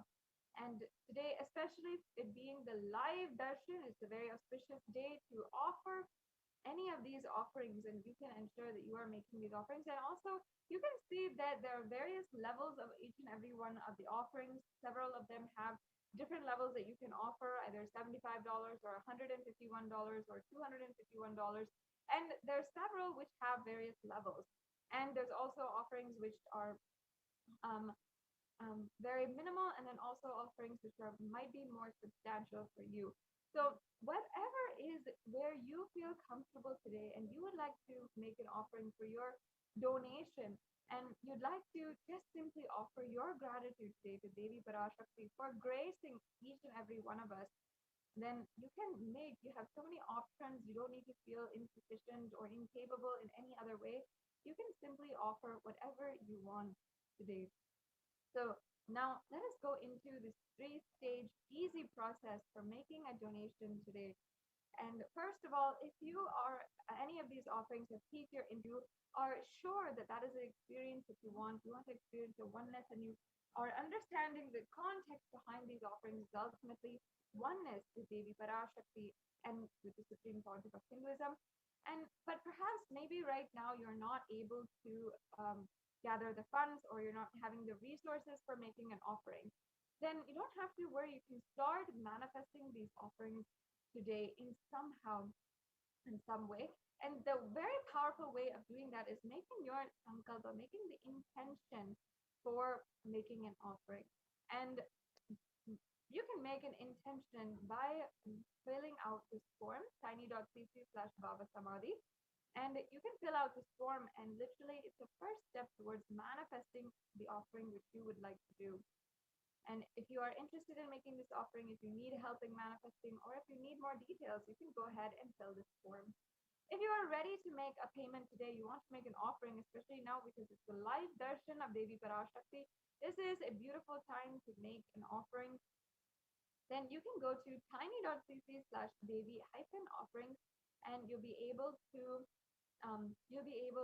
follow a very quick process in order to make a payment. You'll be able to select in the drop-down menu the offering that you'd like to do, add that to your cart, and then review your whole cart, all the items that are in it, make sure that you're only offering what you'd like to, and then you can proceed with checkout, and then fill out your billing details, your payment details, and then after that, it's a done process. So again, if you're used to online shopping, this is a very easy process. And even if you're not used to it, it is very easy. It's just 3 clicks and you can be done and ready to make your offering. The last stage that we ask all of the Yajamans today is to fill out the Sankalpa 2021 form. And this form is just submitting your details for the puja and your names and all of the names of the people you are offering on behalf of today. And those names will be chanted during the puja, and you'll be ensured to have the blessings of Devi PARASHAKTI bestowed on you and your family, your friends, whomever you want.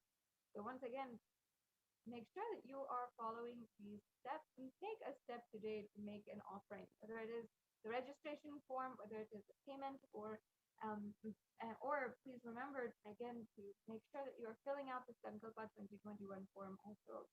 Another option that we also have for making a donation is through YouTube Super Chat. And if you are a member of the YouTube channel, Kailasa's SPH Nityananda YouTube channel, first of all, if you're not a member, I highly encourage that you become a member, as the benefits are amazing and you get access to 20,000 hours of discourses, special satsangs, dikshas, darshans, intimate sessions, all of the Supreme Pontiff of Hinduism since the time that he started his public mission. And you can ensure that you have access to all of those at any given time. You can also make sure that you get a notification every time that there's a live event taking place. Like, for example, today, where we have the live darshan. You will be patient as soon as that announcement has been made, and you will not miss a live darshan again. And also, you'll be able to go back in case you might not be able to attend the live darshan as well. You can go back and see all of the videos as well. So there's so many benefits to becoming a member of Kailasa's SPH Nityananda YouTube channel. You can ensure that you are joined as a member, and you can go to the super chat and make sure that you are making a donation through the YouTube super chat. So with this, we are now coming into a conclusion of this segment in today's program, and we're going to be going on now to the next segment. The next segment of today's program will be where the Adi Kailas Sarvagnapeetham representative give us the latest updates of the multi-layer quarantine center being administered right now in Adi Kailas Sarvagnapeetham, and so much benefit, so much of protection being offered through these Kailasa COVID care centers, which has even been recognized for a very productive technique for COVID-19 and multilateralism by the United Nations itself. So we'll now be going on into the next segment of today's program after a very quick break.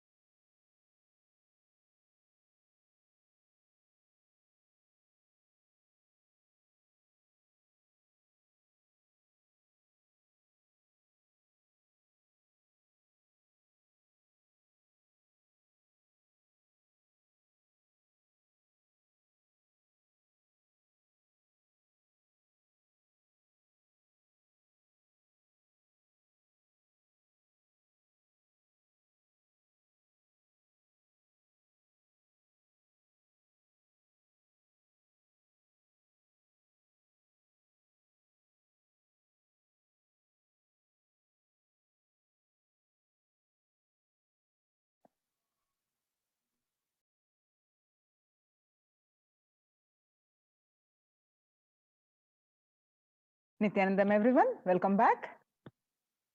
Now, in this segment, we are going to see the Kailasa's multi-layered quarantine opportunity for India during the COVID-19 as a practical solution resulting in health, joy, and bliss.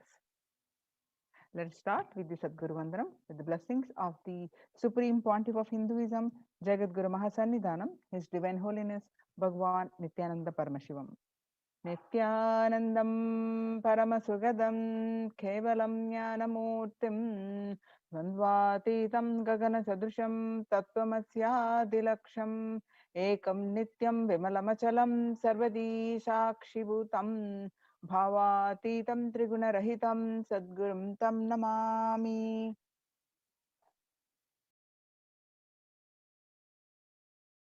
Now, on June 5th, 2021, Devi has revealed the Akashic readings about the mental health of the, especially the young adults and many across the world suffering due to the pandemic. And what needs to be done, Devi revealed: live a spiritual life, do yoga, and the state of the world across the world, how the various reports reveal the same. So let's understand more about this.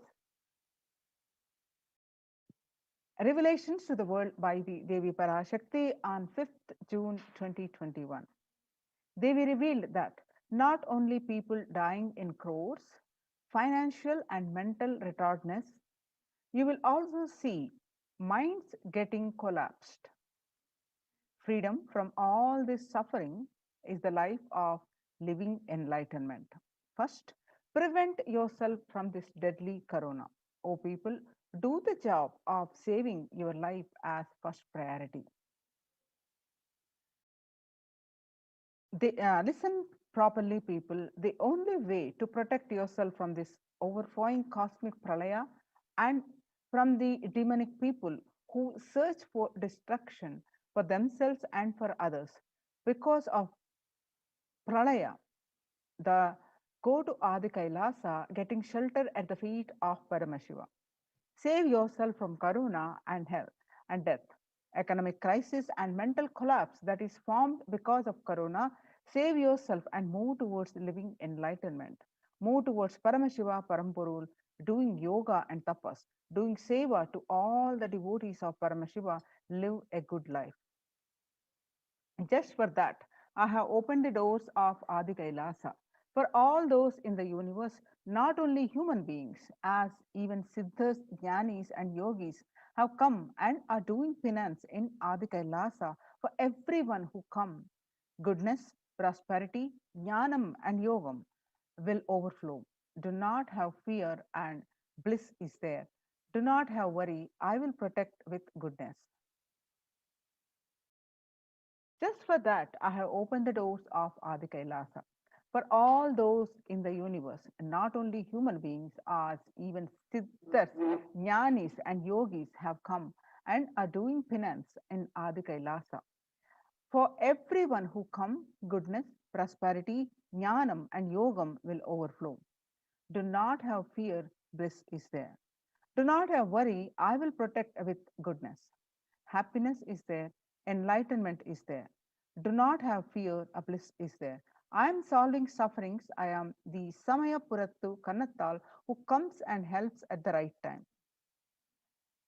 These are the revelations, glimpses of some of the revelations about mental health issues by the Devi PARASHAKTI on 5th June 2021, and the media articles confirming the same on 6th June 2021. The psychiatric symptoms like depression, anxiety exhibited by COVID-19 patients, according to a new study, neurological symptoms like depression and anxiety are also showing to be common in those who have contracted COVID-19, even in more mild cases. The BMC study, BMC Psychology, a media article confirming the same on 8th June 2021, what Devi revealed on 5th June 2021. According to this article, which is published on 8th June 2021 on BMC Psychology, the impact of COVID-19 on the mental health of US college students.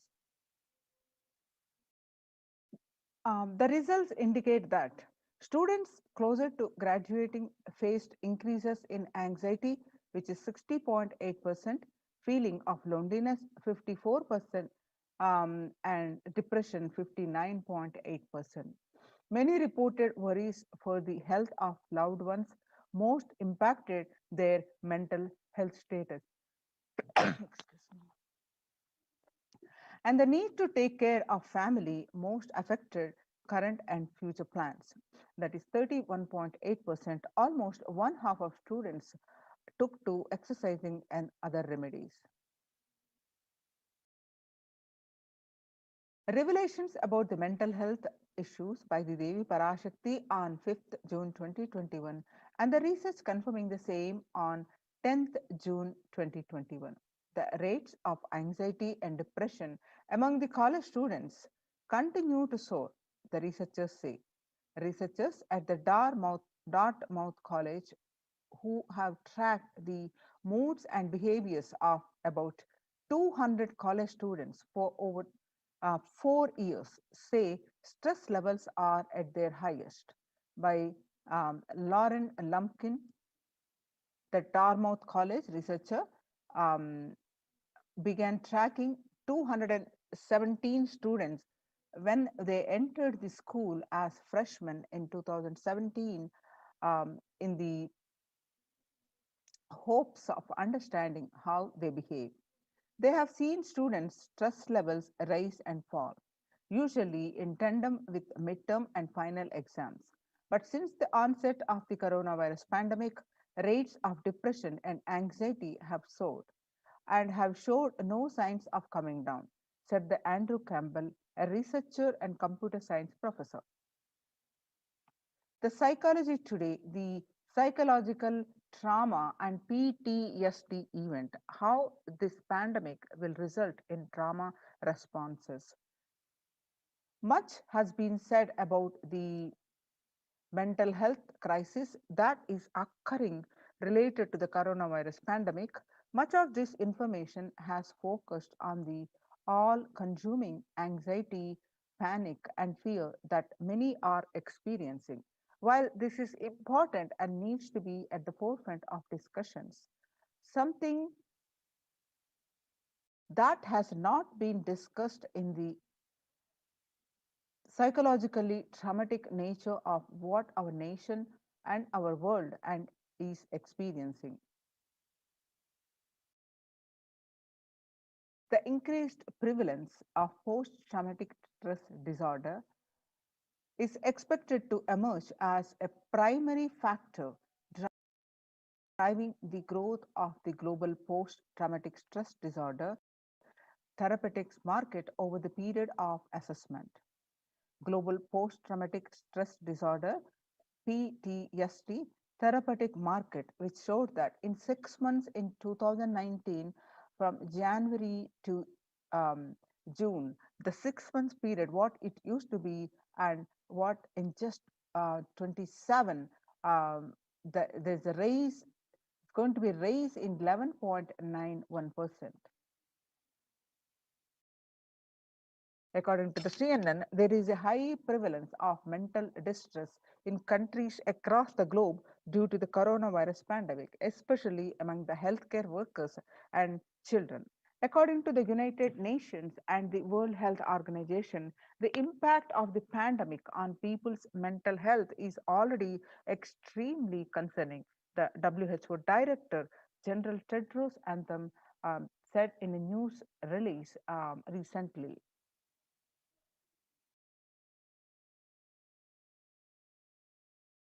It is now crystal clear that the mental health needs must be treated as a core element of our response to and a recovery from the COVID-19 pandemic, Tedros added.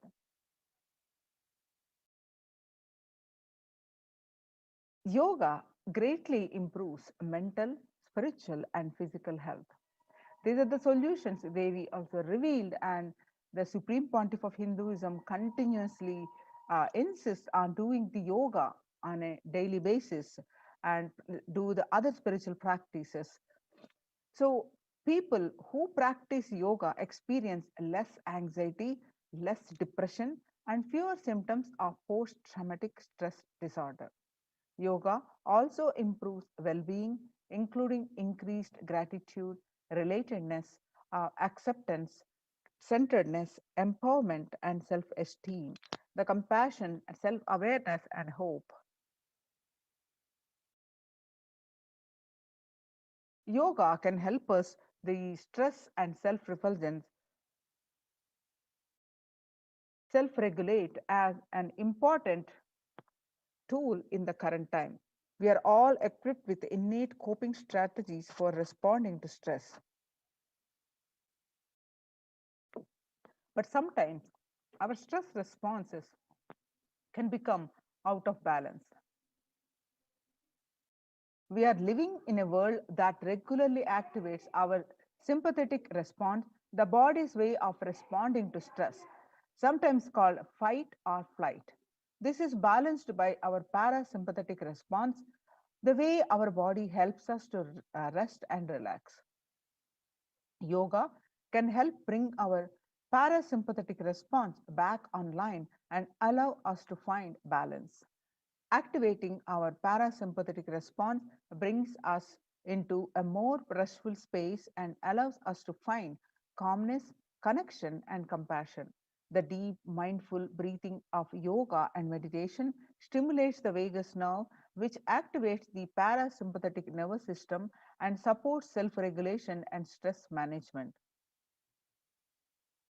Yoga can be a valuable tool for self care, especially in challenging times.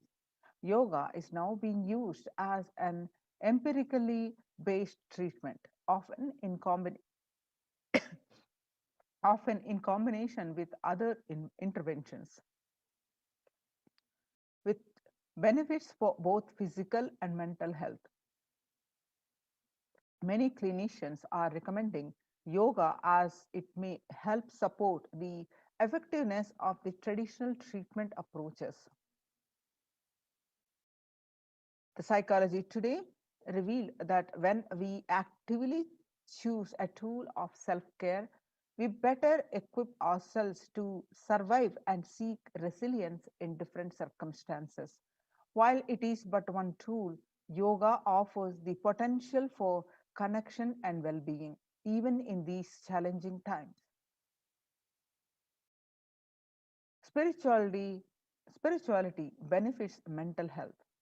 Research shows that individuals have better mental health and if they belong to a particular community or have religious beliefs. Spirituality can help people in many ways. First and foremost, spirituality or religion can help people find meaning in their life, which is instrumental in improving one's mental health. Spirituality can perhaps helps you connect with your divine self. In addition to endowing meaning to your life, it has the potential to improve mental, physical, and emotional well-being as well. It has been a source of relief and comfort from various challenging issues for thousands of years. Paramashiva is very clear. Focus on making your body alive, life alive. Mind is obsessive compulsive reaction. It is nothing but a bunch of unconscious reactions. Do not try to sympathize with the mind.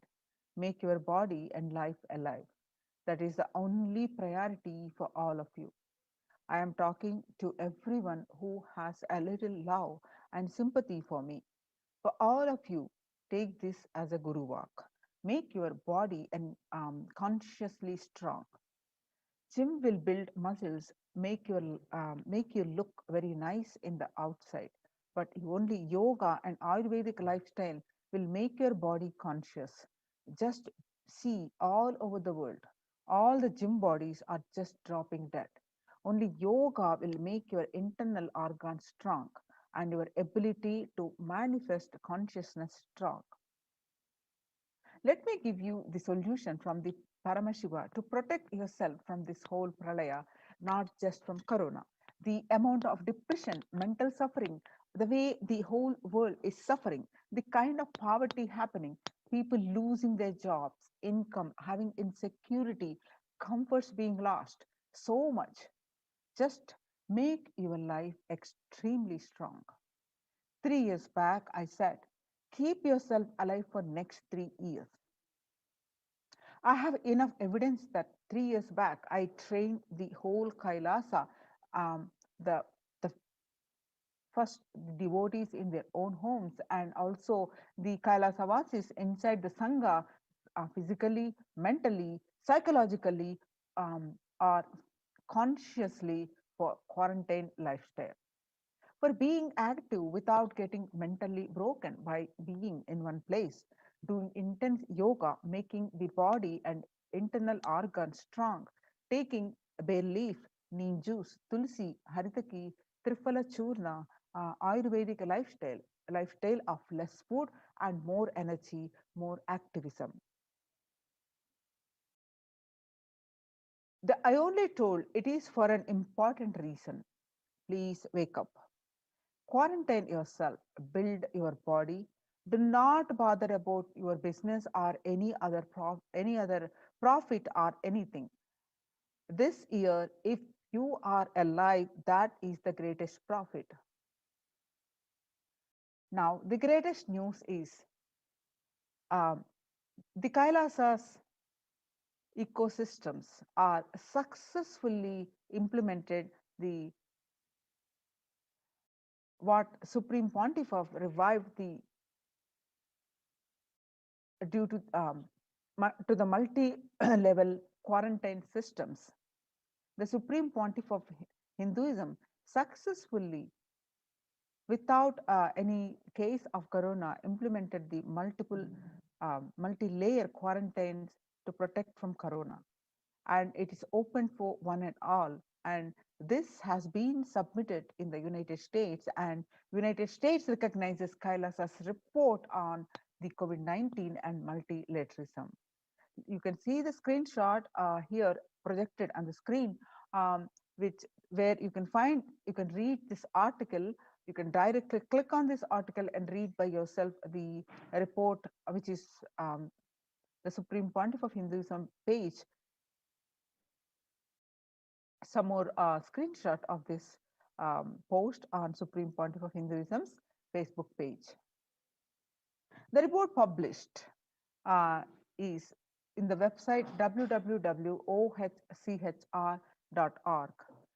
The Adi Shaivat minority tradition, globalization of disease has led the world to be only as resilient as the least resilient country and person, especially for highly contagious COVID-19, which has spread with a scale and severity not seen since Spanish flu. The variants of the virus, such as the Delta, Delta plus, Epsilon, Gamma, continue to threaten even those vaccinated. The secondary diseases such as black fungus are targeting COVID patients and killing almost 1 in 2% in such cases. Human life is more precious and important than all economic principles or systems in totality, because all these concepts are legitimate only because of their utility value, which is to fundamentally make human life better. At least until this ongoing crisis ends, all economic policies related to money, banking, fixing prices of commodities, etc., need to be revised to make sure no human being suffers from hunger or absence of required medical care. For this purpose, Kailasa has presented a detailed report on effective solution for COVID-19 through the multilateralism that was published by the United Nations on their website www.ohchr.org. The earlier reports recognized by the United Nations are the reports on the rights of indigenous and women and girls, and the second report on femicide. Now let us see the detailed report on the United Nations published on their website on COVID-19 and multilateralism. A report by the Adi Shaivat Minority Tradition ASMT Hindu Community Kailash Union, which was submitted in the month of June 2021. The introduction is the key obstacles. The globalization of disease has led the world to be only as resilient as the least resilient country and person, especially for highly contagious COVID-19, which has spread with a scale and severity not seen since Spanish flu. The variants of the various virus are delta, delta plus, epsilon, gamma, such they continue to threaten even those vaccinated. Secondary diseases such as black fungus are targeting COVID-19 patients and killing almost 1 in 2% in such cases. Distorted policy and policy decisions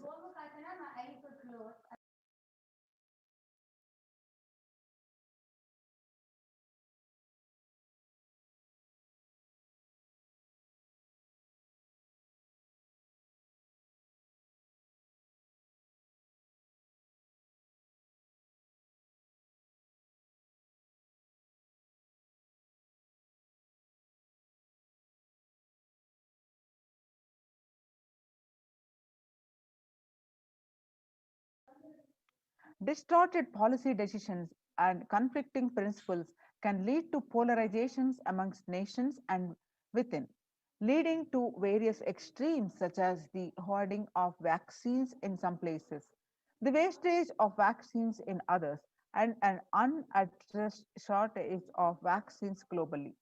The pandemic has exposed the fragility of the global system, the disruption in the supply chain, especially in the worrisome for essential food supplies, which proportionately affects the already most vulnerable even more. The lockdowns have brought the global economy into crisis, bringing recessions and worrisome unemployment rates. The frequent lockdowns and the ongoing threats of famine, especially in countries where the employment is predominantly informal, are exacerbating worries that starvation may cause more suffering than the virus itself. Far from the SDG to zero hunger, the number is now predicted to come close to 1 billion. You can see the supporting articles here, which have been published in the United Nations report on the COVID-19 and multilateralism. Now, let us see the solutions which are suggested by this article by the Supreme Pontiff of Hinduism. First, the revised economic policies. Human life is more precious and important than all economic principles or systems in totality, because all these concepts are legitimate only because of their utility value, which is to fundamentally make human life better. At least until this ongoing crisis ends, all economic policies related to money, banking, and fixing prices of commodities, etc., need to be revised to make sure no human being suffers from the hunger or the absence of required medical care. As per Hindu principles, the world, including the economy, evolves through the 5 phases: the creation or growth, sustenance or stagnation, recession or revitalization, reinvention, and breakthrough.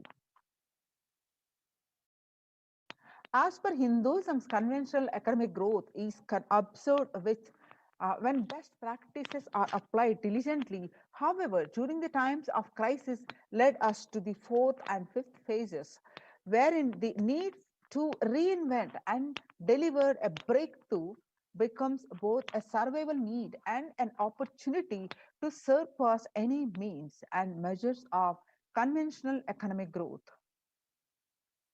According to the key nations, increased public expenditure during the Great Depression of 1929, the improved the economy. However, the government never completely gave up trying to balance the budget, which resulted in it never spending enough to bring the economy out of recession until the Second World War.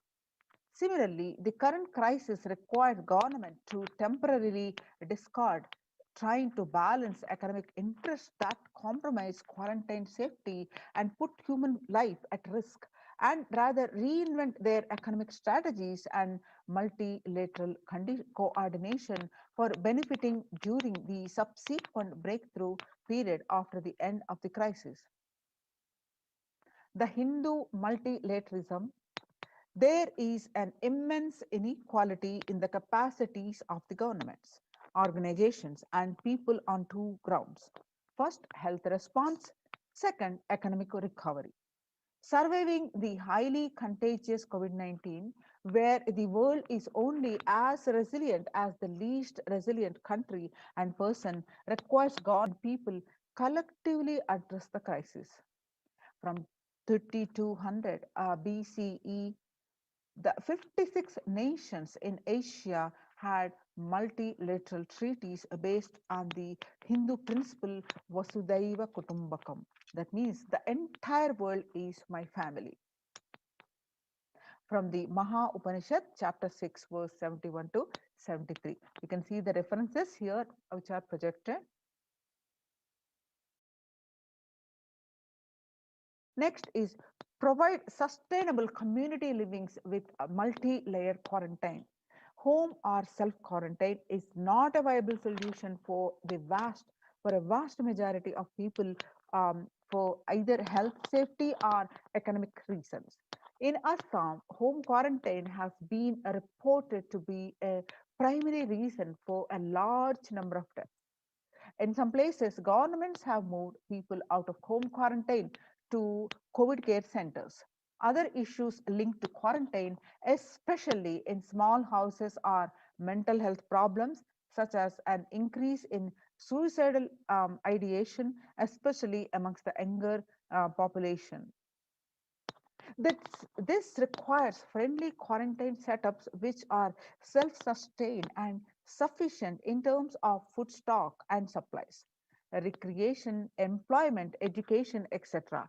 In India, the state governments have attempted to provide free and paid solutions, which face various challenges related to hygiene, exorbitant pricing. Some facilities have seen challenges related to requests for private accommodation. The experimental townships such as Auroville have demonstrated a fair amount of success in creating a friendly, safe, and compliant quarantine facility. However, solutions such as Auroville are not open to the public. For 2 decades, the leader of the ASMT Hindu community, the Supreme Pontiff of Hinduism, His Divine Holiness Bhagavan Nityananda Paramashivam, had been creating townships like Auroville across more than 100 cities in several countries.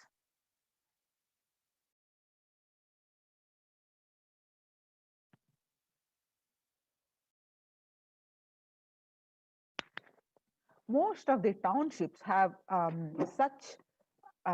most of the townships such as ASMT Monastery, India, Bangalore, have been open to offer multiple quarantine as a free public service with free food accommodation, free internet to work from home. The ASMT community has seen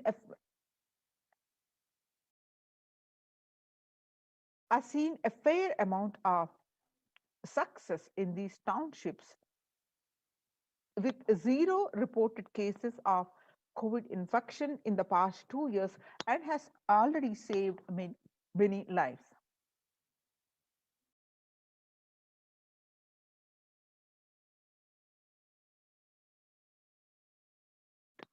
The Supreme Pontiff of Hinduism, Nityananda Paramashivam, has urged citizens worldwide, especially from regions severely affected by the pandemic,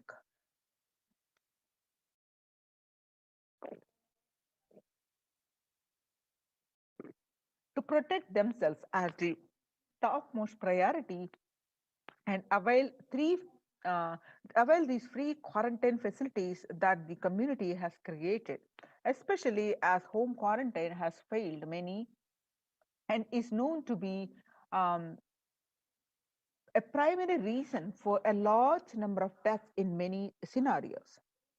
The Supreme Pontiff of Hinduism, Nityananda Paramashivam, has emphasized the need and urged the government worldwide to provide food, safety, medical care, shelter, and all survival needs to all human beings under their care. With absolute multi-layer quarantine until coronavirus is eliminated from the planet Earth, including all different strains of the virus.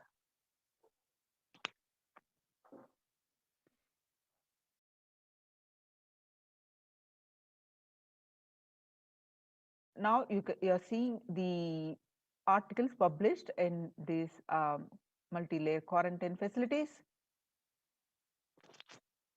Sorry, the articles published in the United Nations website OHCHR. Now the next is educate citizens in individual pandemic management. Unlike previous pandemics, the current era provides active, real-time, and visual information about the fatalities. Underreporting of this data may give false hope and make people reckless. Exaggerations in reporting can also make people reckless, as they may feel eventual death due to a coronavirus is inevitable. The proper education is extremely crucial, as it will dramatically reduce the number of deaths and reduce the challenge on the healthcare systems. Alcohol-related deaths have hit a record high during this pandemic, and long post-lockdown liquor lines are some extremely worrisome issues regarding which people need to be educated. As a top priority, people need to be given confidence in their life and security about their future for them to stop behaving recklessly and commit suicide. Next is leveraging the best of different economic systems based on charity, barter, and money. Ancient Hindu economic treatise by Paramashiva, the primordial Hindu divinity, describe three kinds of economic systems and their principles. First, for things that do not perish by sharing, such as education and knowledge, Paramashiva recommends that no fee be charged. For survival needs such as food and healthcare, barter and charity are recommended. Third, for all other infrastructure development works and services and commodities, gold and conventional currency-based transactions are allowed. These systems are still in practice in the modern day, but grossly overlooked and not sufficiently studied with their close relation to mainstream economics. The World Health Organization and GISAID provided early access to data regarding the virus. This is an example of an open knowledge economic policy where the critical data about the virus was not monetized. Similarly, the South Korea helped USA across access mask and testing kits. And there was a hope that this would lead to a reciprocal arrangement in terms of vaccine, which is like a barter-based model allowed in food and healthcare. Hindu policies for food security. A highly effective concept for ensuring food security in ancient Hindu nations was that of food grain banks. These were prevalent until 18th century. The elderly in villages would start food grain banks with a seed capital of grains collected by fundraising. If any person met with a crisis such as a crop failure, a food grains bank, the food grain banks would lend him grains in exchange for an interest. The compound interest was prohibited in grain banks, which the debtor was expected to return with the principal grain amount during the next harvest. The bank would expand its reserves of food grains based on interest earned and donations.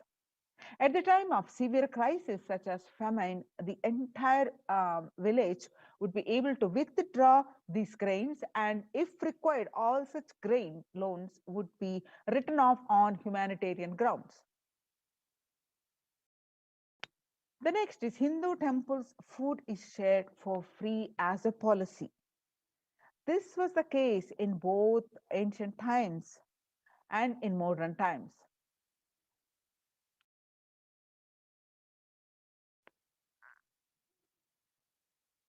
For 27 years, every month, the Supreme Pontiff of Hinduism in his ASMT community has served more than 3 million free organic meals in religious gatherings to everyone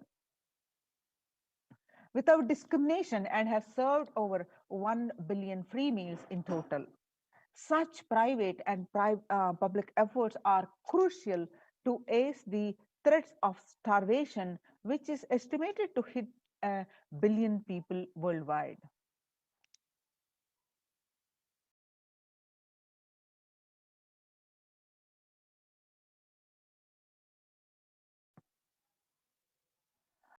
And next is monitor global health.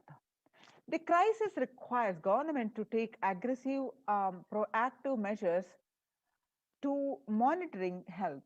Smartphone applications have been used by the government that are based on health code color systems that categorize individuals into 3 color groups based on their health status and travel history, and then determine whether they need to be quarantined.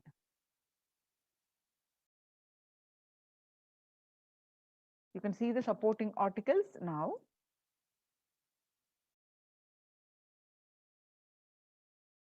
Though there were privacy-related concerns associated with these approaches, some of these measures, such as agile daily reporting systems for accounting of newly suspected diagnosed asymptomatic cases, number of the deaths, and generating area-wide statistics, have played an important role in proactively responding to curb the spread of the disease, and are being considered for implementation by the various countries.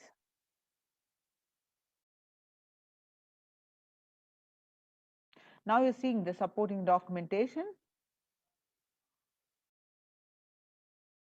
In Hinduism, this is about traditional medicine, in the article which was published.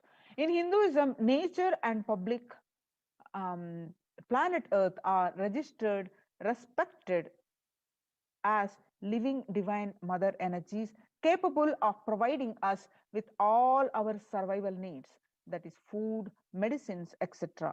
Though traditional medicines such as TCM and Ayurveda are effective in addressing COVID-related issues, a few years ago, a Nobel Prize was awarded for scientific work based on traditional medicine.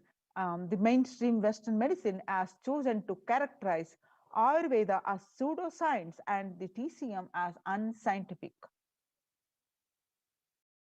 Such demeaning of traditional medicine systems have led nations to consider taking defensive unilateral decisions to protect their interest. The outright rejection of traditional medicine is not wise, and such policies should be revisited, especially as these medicine systems are time tested and have kept people healthy for several generations.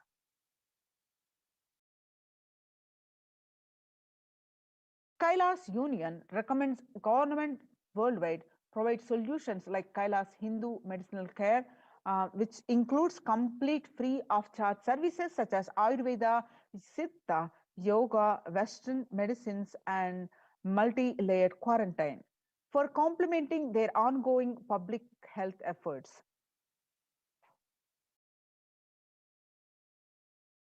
You can see the supporting document, articles, document submitted in this Kailas. The nation submitted a report to the United Nations, which now recognizes, United Nations recognizes this report on COVID-19 and multilateralism.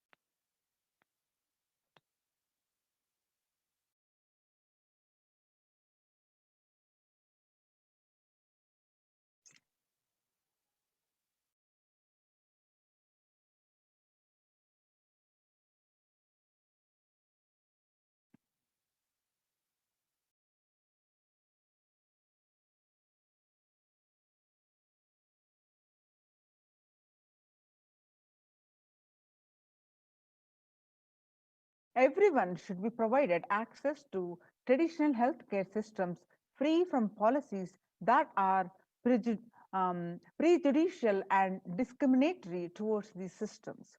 The creation of food grain bank systems and other traditional economic systems as described in this report would help the most vulnerable people of the world. You can see the supporting documentation which were published in the report on COVID-19 and multilateralism.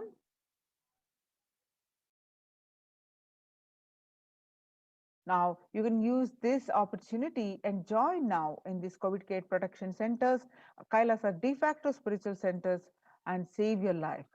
And register now through the link below, https://kailasa.org/kailasa care.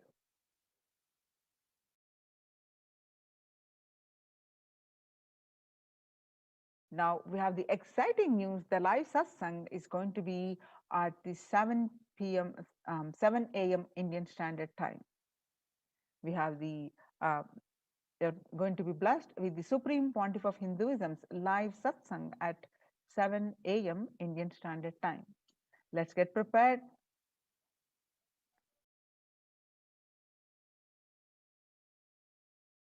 Now, having seen the various reports and the Devi PARASHAKTI's readings and on the mental health effects of the majority of the people are getting affected by the mental health related issues, how and Devi also revealed that the solution is doing the yoga and spiritual practices and related practices. So how the Supreme Pontiff of Hinduism revived and been reviving the across the globe so many Kailasas ecosystems, which is mainly based on temple sciences and the related, how these ecosystems are serving the humanity and protecting the lives from corona. Let's see of these more statistics and how the Supreme Pontiff of Hinduism revived these ecosystems. Now across the world, all the doors have shut and the temples have been locked down due to the rise in the pandemic. The Kailasa doors are open to save your life. So now let us see some statistics of the India, across India. The temples have been shut down. For example, the Shirdi Siddhivinayak temple shut down till further orders.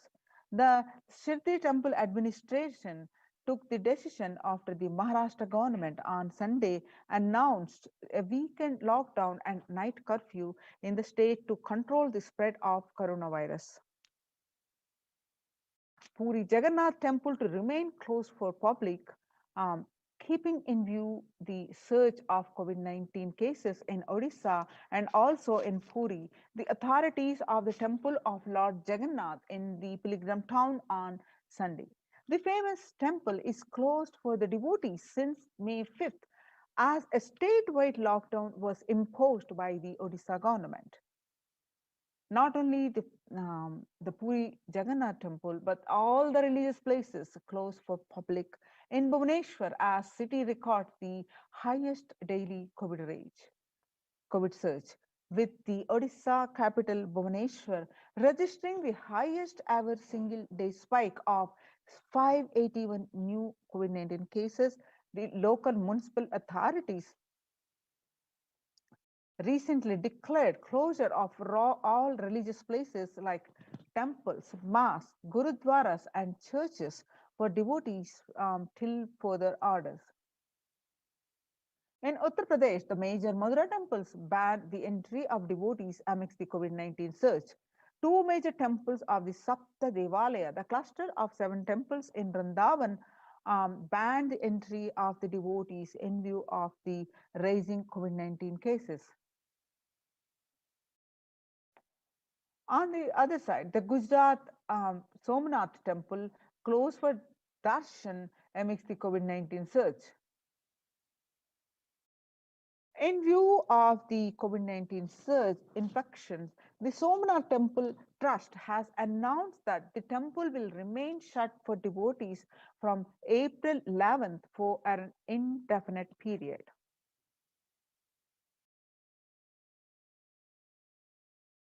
On the other hand, the Chola era temple Murtis beheaded in Tamil Nadu.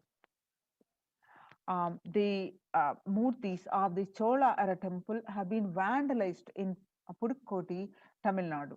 A devotee who went to the temple was shocked to find all the Murtis in the temple in a beheaded state. He lodged a complaint with the local police later. The Kailasanatha temple in a village of in Pudukkottai is said to belong to the era of Kulu. With Shiva as the presiding deity, the temple houses other deities such as Ganesha, Parvati, Murugan, Krishna, and Nandi. All of these murtis were discovered in a beheaded state a few days ago. Now, let us see the in the times when COVID-19 is rampant, the ancient systems are in lockdown. Ancient temples are in lockdown because of the risk of the widespread corona disease. The devotees of these temples were visiting and having darshan of their gods and goddesses for thousands of years. At all these ancient sacred sentiments have come to a harming halt after the lockdowns have taken place. The religious fervor of the devotees is being lost due to the pandemic.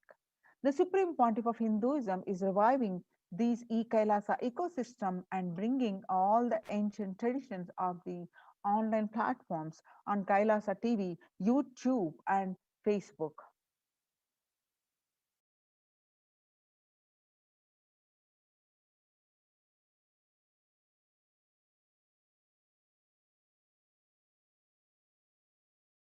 Now, let us see the fundamentals of why deity worship. In the Kailasa ecosystems, mainly based on the deity worship, temple-based ecosystems. So, let us understand the basics revealed of the Supreme Pontiff of Hinduism. Why deity worship?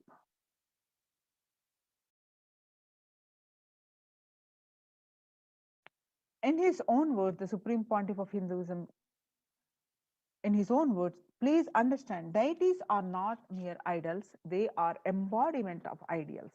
We do not worship the idols, we worship the ideals presented through the idols. When the divine is present before him in a form that he can see, touch, and relate to, the transmutation becomes an easy and joyful process. Second, the deities in a real kshetra are always carved in the form of ancient masters and enlightened beings. Even though no longer in the body, they can be invoked through the name or form they used while in the physical plane.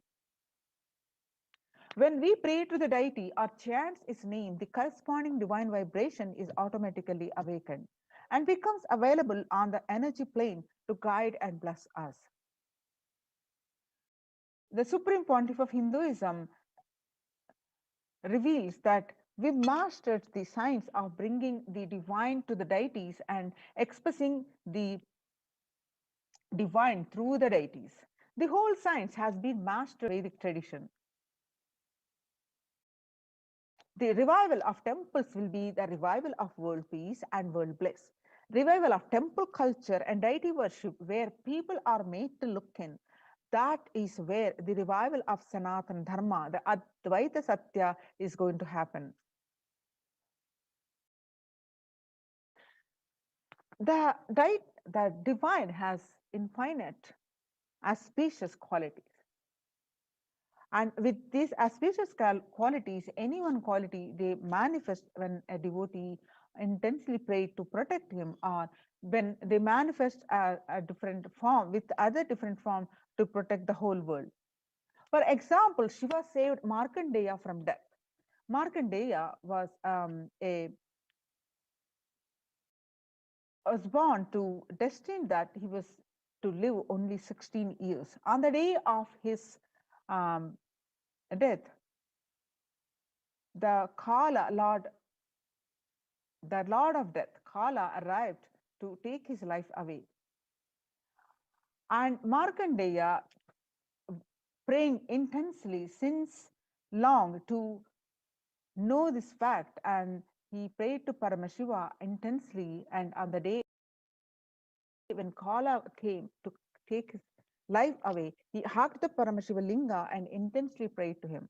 And that's when Paramashiva manifested as Kala, the Lord of Death, and saved Markandeya from death, and he became an independent deity as Kala. As Kala, not only he saved the life of Markandeya, he also gave him the boon of eternity, and Markandeya wrote many scriptures, including the Mrityunjaya mantra.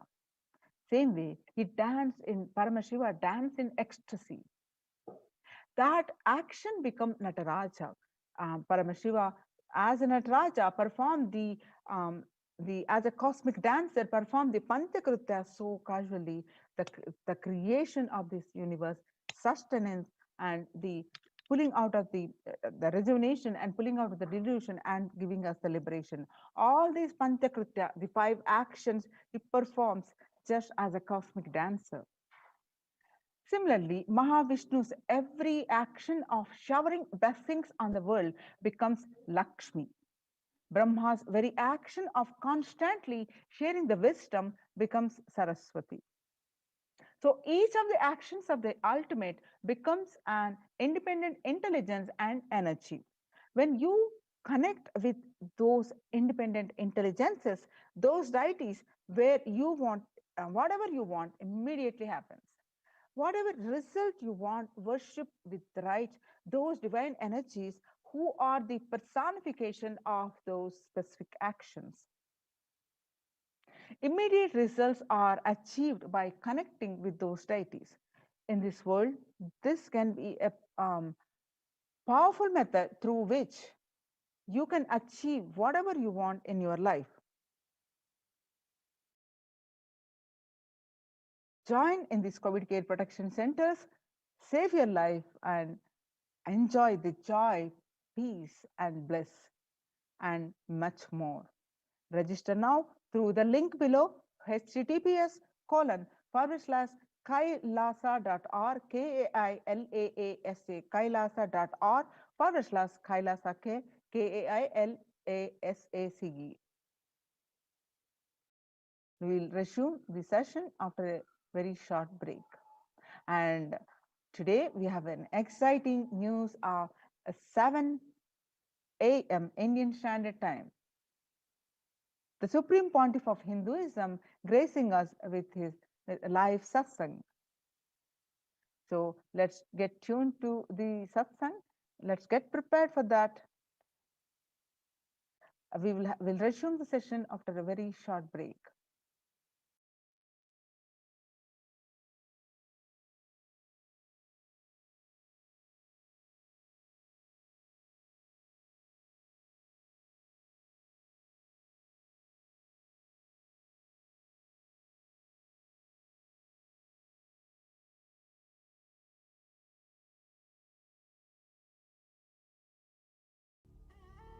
What I mean by the word e-Kailasa, listen intensely.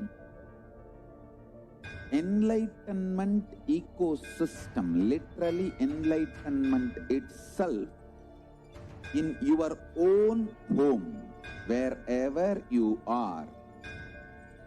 If you cannot come to Kailasa, it's okay. Kailasa can come to you.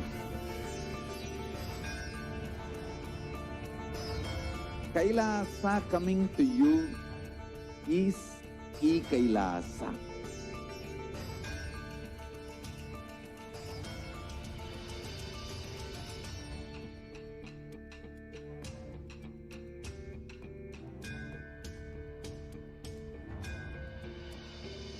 I will revive Hinduism. I am a Hindu revivalist, not by any revolution, but by evolution.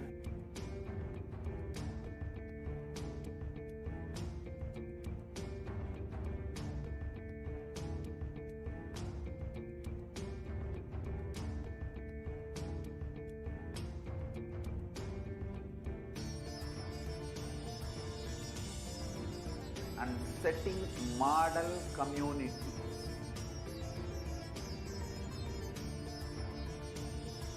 Kailasas, enlightenment ecosystems, Sarvanya Pitas all over the world.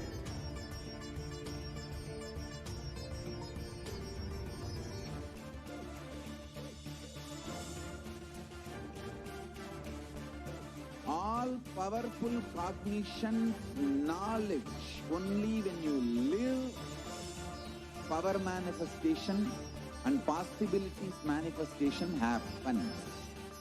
It's a fundamental truth.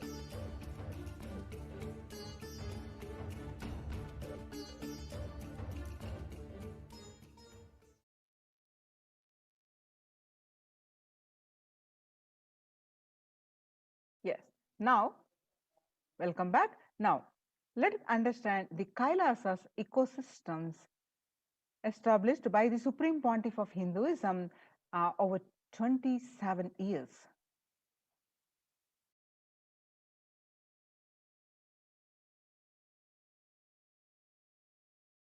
Kailasa is a place where everything related to super consciousness is revealed. All the sampradayas. The sampradaya is the multiple, the sects of Hinduism, each exploring the science of awakening the individual's peak possibility in a unique, time-tested, foolproof way. So all the sampradayas, all the spiritual ecosystems created for enlightenment will be revived and established in such a way it never gets lost again. There is forever serving the humanity, says the Supreme Pontiff of Hinduism. Now, let us understand in his own voice a revival of Hinduism's temple ecosystems.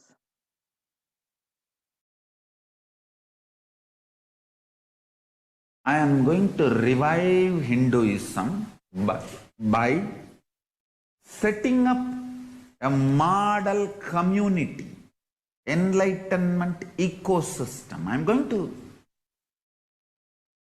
create absolutely from the scratch newly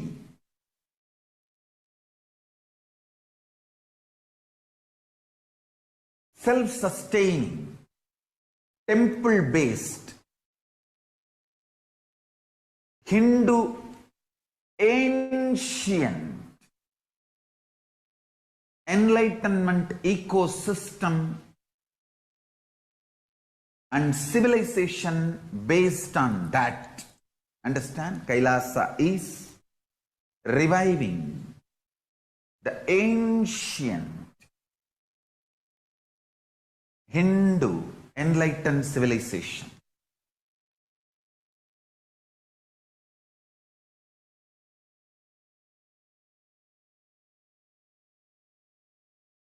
Paramashiva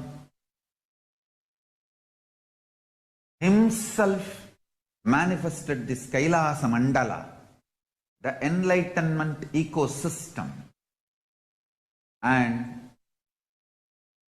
the lifestyle. I am going to revive this whole enlightenment ecosystem, Kailasa, by creating a model Kailasas all over the world.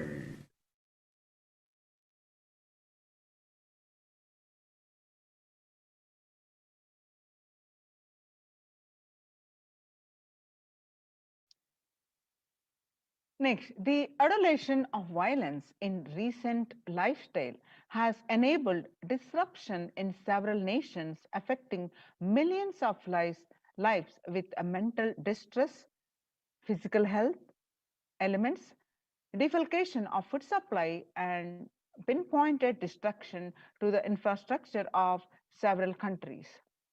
The Supreme Pontiff of Hinduism, Bhagwan Nityananda Paramashivam, has dedicated his entire life and made it his mission to bring the global peace from the ground level through the Kailasa Department of Religion and Worship and Department of Human Services, to bring the humanity, to create a life of freedom and peace for every individual on the planet, and through the revival of the temple ecosystems.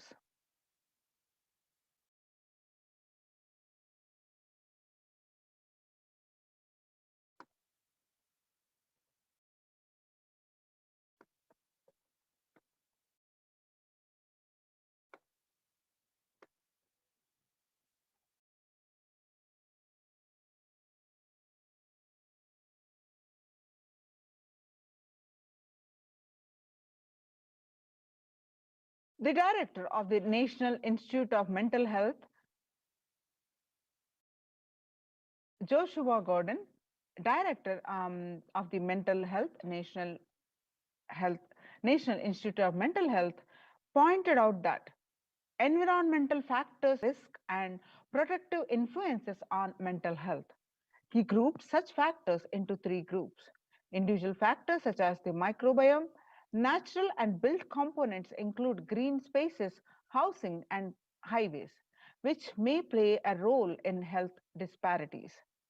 Third, the social factors like family structure, poverty, and other social determinants of health.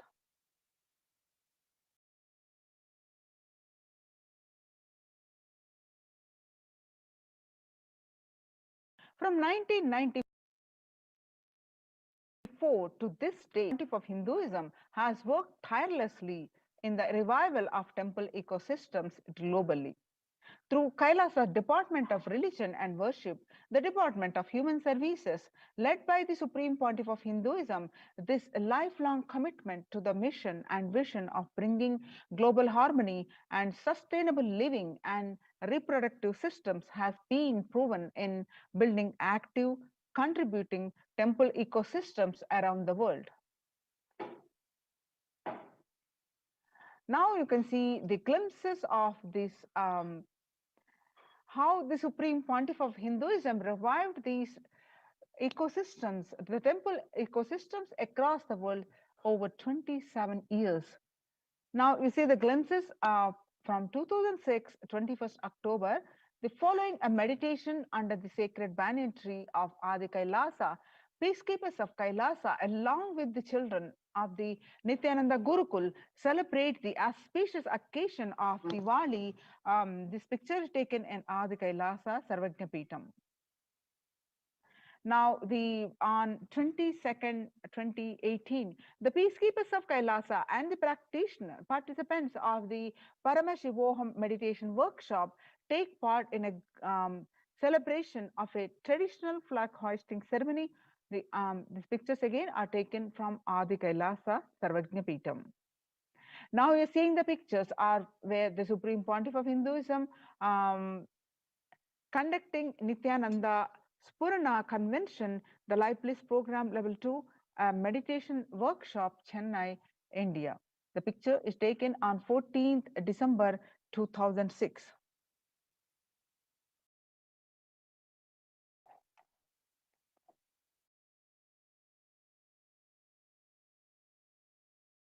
Now you're seeing the pictures are from 17th December 2006, where the Supreme Pontiff of Hinduism conducting the Nityananda Spurana Convention, which is also called the Life Bliss Program Level 2 at St. Peter's Engineering College, Chennai. Now you're seeing the pictures from 2006 Himalayan Yatra. The peacekeepers of Kailasa and the Supreme Pontiff of Hinduism embark on the Himalayan Yatra, the traditional sacred pilgrimage to the Himalayan mountains and up to the river Ganga Harshil. Now, the temple ecosystem of Tirunamalai serves as the driving factor in maintaining the lifestyle of health, wealth, and well-being for the citizens of Tirunamalai, where you find in these pictures where Supreme Pontiff of Hinduism himself welcoming the lakhs of devotees at the Tirunamalai in a procession. He is waving the flag to welcome the devotees. And now you're seeing the pictures of these peacekeepers of Kailasa and the participants of the Paramashivoham meditation workshop take part in morning meditation and traditional puja or ritualistic worship. The pictures are taken on 31st December 2018. Now you're seeing the pictures of the Krishna Janmashtami celebrations. The distribution of sweet butter as part of the Krishna Janmashtami celebrations, which the pictures are taken on 17th August 2014. And now we are seeing the pictures from 17th January 24 again as part of the Krishna Janmashtami celebrations, where you can see the Supreme Pontiff of Hinduism and all the peacekeepers of Kailasa joyfully celebrating the festival with so many activities.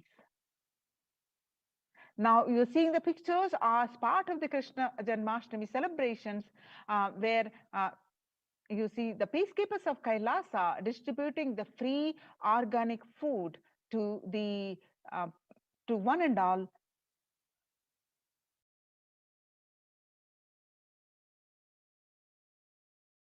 Now you're seeing the pictures of where the Supreme Pontiff of Hinduism himself demonstrating the value of the Karaseva. The picture is taken on 11th September 2006, where the peacekeepers of Kailasa, led by the Supreme Pontiff of Hinduism, take part in Karaseva, the voluntary contribution of physical service towards the cleaning or construction of the sacred Hindu temple. The pictures are taken in Adi Kailasa, Bidadi, Bangalore. Now you're seeing the pictures are from way back in 2013, 2nd Jan, where the Supreme Pontiff of Hinduism, Bhagavan Nityananda Paramashivam, arrives with the volunteers and Kailasa's peacekeepers to provide relief efforts to the cyclone-hit Pondicherry region through the distribution of food, water, basic necessities, medical camps, and clearing the local roads for further relief efforts. This picture is taken in Pondicherry, South India. Now you're seeing the pictures of taken on 4th January 2012, where the Supreme Pontiff of Hinduism monitoring the food preparations as to serve to the victims as part of the Thane flood relief. And you can see the Pondicherry Thane flood relief medical camps, which are clicked on 3rd Jan 2012. Now, Kailasa's ecosystems around the world, you can see the ecosystems across the globe, across the continent, they have spread. Way back in 1994, the leftmost picture where you see Mataji Vibhudananda Puri, you can see the picture along with the Supreme Pontiff of Hinduism, the Kailasa in Tirunamalai, it traditionally passed on to the hands of the Supreme Pontiff of Hinduism, Jagadguru Mahasannidhanam, His Divine Holiness Bhagavan Nityananda Paramashivam. And on this right, you see the same Tirunamalai Adhinam in 2017, where the Kailasa in Tirunamalai receiving visitors and delegates for the Kalpataru meditation workshop and Shiva Diksha. Now you're seeing the pictures of Kailasa in Tirunamalai, January 2011, where the Supreme Pontiff of Hinduism himself directly serving the Annadanam. And you can also see the rightmost picture where he's and part of the traditional temple services at Tirunamalai.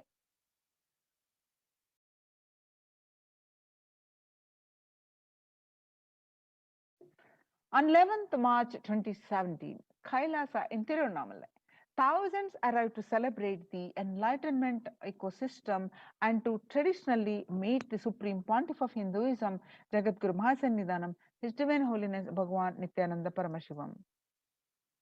And you're seeing the pictures from Tiruchengodu Sarvajna Peetam, which is also called Adi Nityananda Peetam.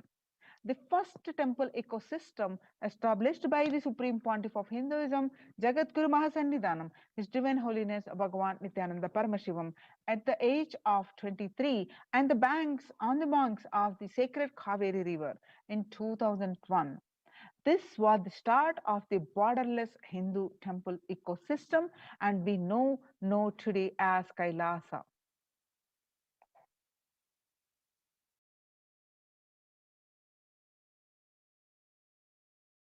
Now you're seeing the pictures from Adi Kailasa Nityananda Peetam in Bidadi, where you see the Supreme Pontiff of Hinduism has established, and this is the first Bhumi Puja, the worship of the Mother Earth, and the first consecration stone placed by the Supreme Pontiff of Hinduism. After having a vision of the sacred banyan tree, the Supreme Pontiff of Hinduism had established the Adi Kailasa temple ecosystem with this same banyan tree at its heart. The main headquarters of the Kailasa way back, it's established in 2003. Now you're seeing the pictures of the Adi Kailasa Sarvajna Peetam, the deities and the sacred banyan tree of Adi Kailasa, and the Nityanandeshwara Paramashiva and Nityanandeshwari Paramashakti and the Nityanandeshwara Paramashiva Linga. All these deities are continuously available for all of you from wherever you are via live stream.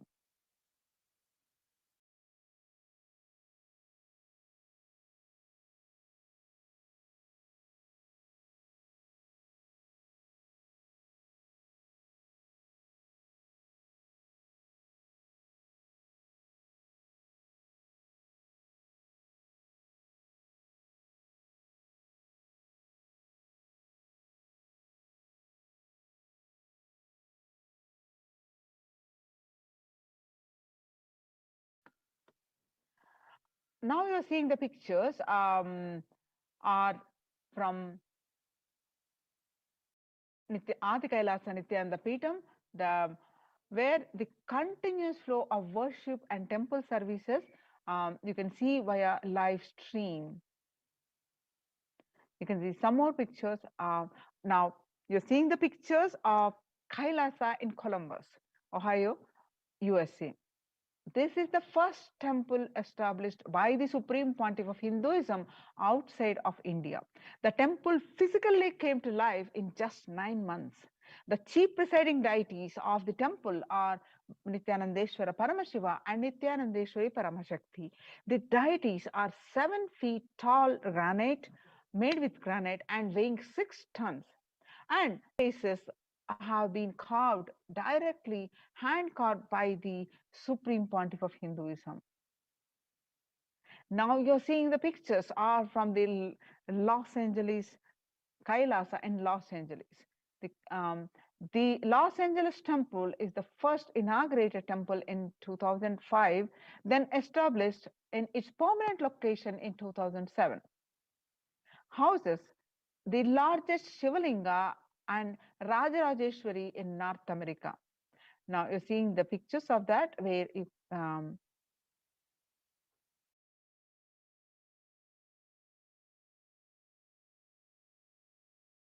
and some more pictures of this temple where the Los Angeles temple is, the temple complex is about 25,000 square foot and housing over 80 plus deities. It is one of the largest Hindu temple ecosystems in the West. Now, you're seeing the pictures are from Washington, housing the blissful dancing form of Ganesha, the largest living Nataraja deity outside of India. Kailasa in Seattle is also known as the Chidambaram of the West. The Chidambaram temple, the ancient Hindu temple where Paramashiva resides as Nataraja. The cosmic dancer and expression of Akasha, the space dimension. The Nataraja has also been revealed to be the center of Earth's magnetic equator. Now you're seeing the pictures are from Kailasa in San Jose, California. Inaugurated in 2009, the Kailasa in San Jose radiates the energy of the Madurai Meenakshi Amman temple.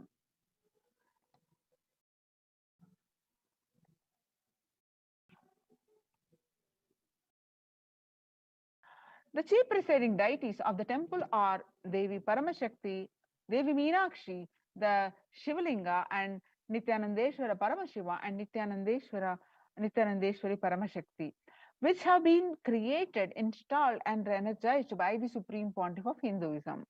Madurai Meenakshi Amman temple, home to Devi Meenakshi, the divine cosmic mother and the consort of Lord Sundareshwara, the most beautiful and blissful form of Lord Shiva. Now we are seeing the pictures are from Kailasa in St. Louis, Missouri. Alongside the Shivalinga and Nityananda Ganesha, the Kailasa in St. Louis carries the energy of Tirumala Tirupati of South India and houses one of the tallest Venkateshwara deities in North America, along with his consorts, Sri Devi and Bhudevi. The beautiful landscape nestled among the woods and rolling hills of Missouri stretches over 20 acres. Tirumala Tirupati is one of the most beloved of Lord Vishnu, whose temple is the most visited of any religion in the world. Now we are seeing the pictures are from Kailasa and Phoenix, Arizona, home to over 21 deities and with a temple structure of 2,500 square foot. Kailasa and Phoenix has been directly established by the Supreme Pontiff of Hinduism, serving as an energy field of worship, meditation, and celebration for over 7 years. Now you're seeing the pictures are from Kailasa in Houston, Texas. Formally inaugurated in 2017, the Supreme Pontiff of Hinduism has declared Kailasa in Houston as the Parihara Sthala for all the Navagraha doshas.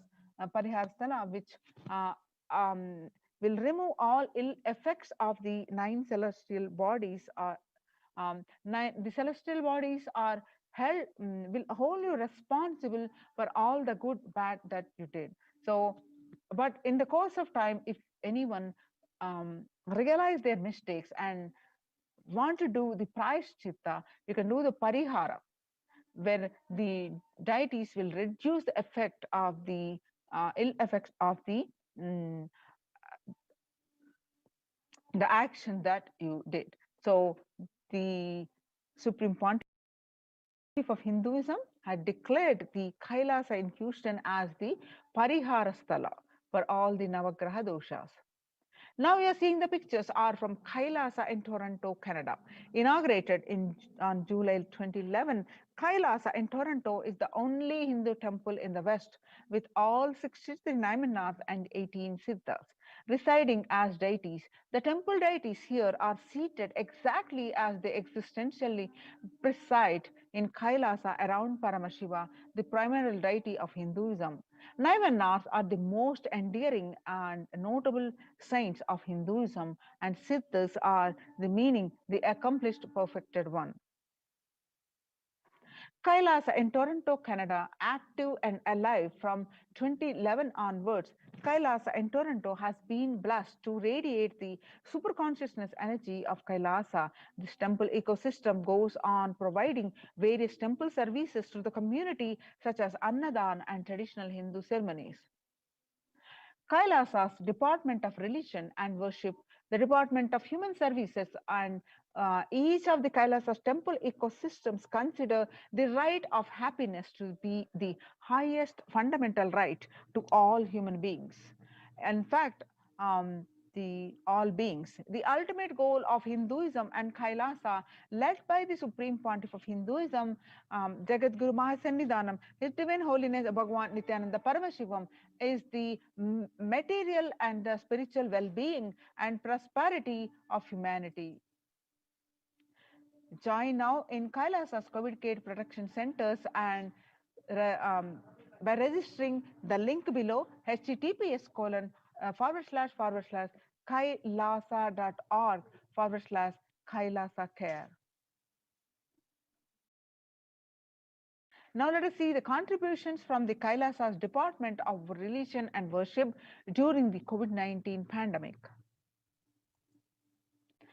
The Nityanandeswara Paramashiva Devalayam, which is live on NTV and also live stream, is available. The Kalpa Vriksha, this is the Kalpa Vriksha, where available, continuously available to all the devotees for granting whatever they wish for.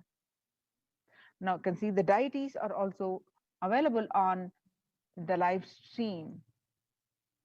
See the various Abhishekams, Alankaram, the temple rituals are continuously happening.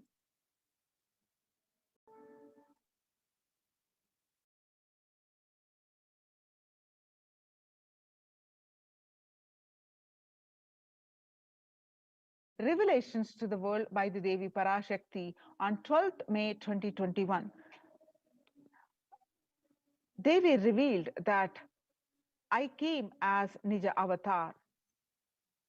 I am blessing you, listen people, listen. To do good to all of you, I have taken the form of Nityananda and came down as Nija Avatar. People of listen carefully, listen.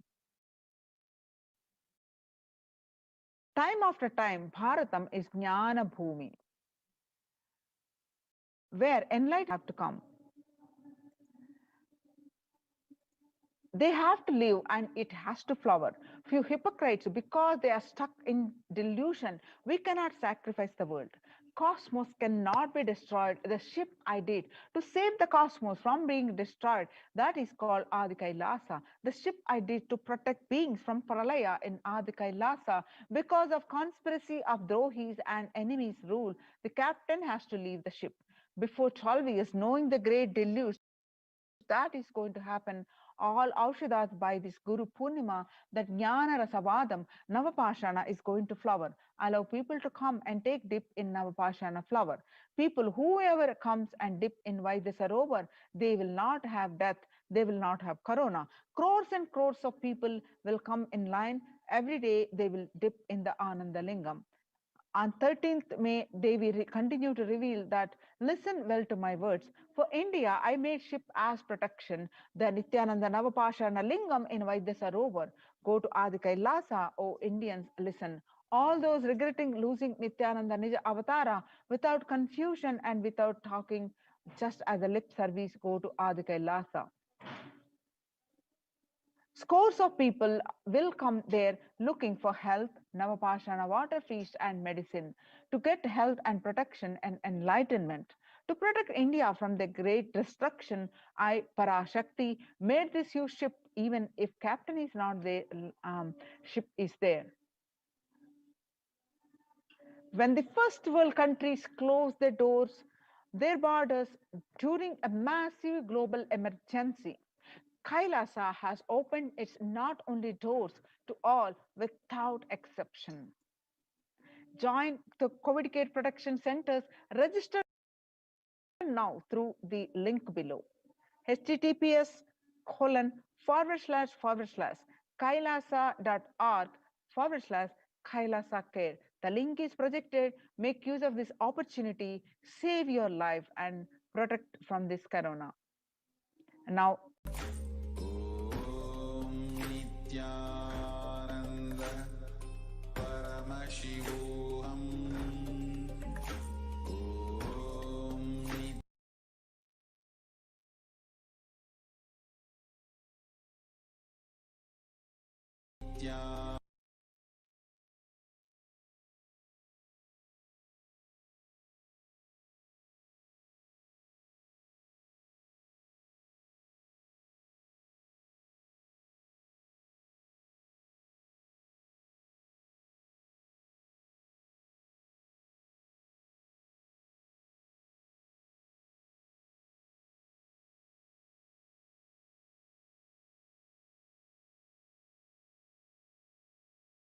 Nityanandam, Jnanapadati Manual, under the guidance of Supreme Pontiff of Hinduism, Jagadguru Mahasannidhanam, His Divine Holiness, Bhagavan Nityananda Paramashivam. Let's start with the Sadguru Vandanam. Nityanandam Paramasukadam Kevalam Jnanamurtim Dvandvatitam Gaganasadasham Tattamasyadi Lakshyam Ekam Nityam Vimalamachalam Sarvadi Sakshi Bhutam Bhavatitam Trigunarahitam Sadgurum Tam Namami. Let's go through the disclaimers. Security measures. No photography, video, audio recording. Important cautions.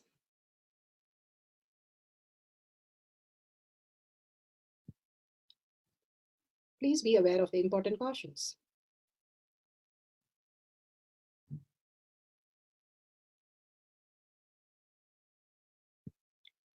What is Pa manifestation? Let's hear from Bhagavan himself explaining what is Pa manifestation.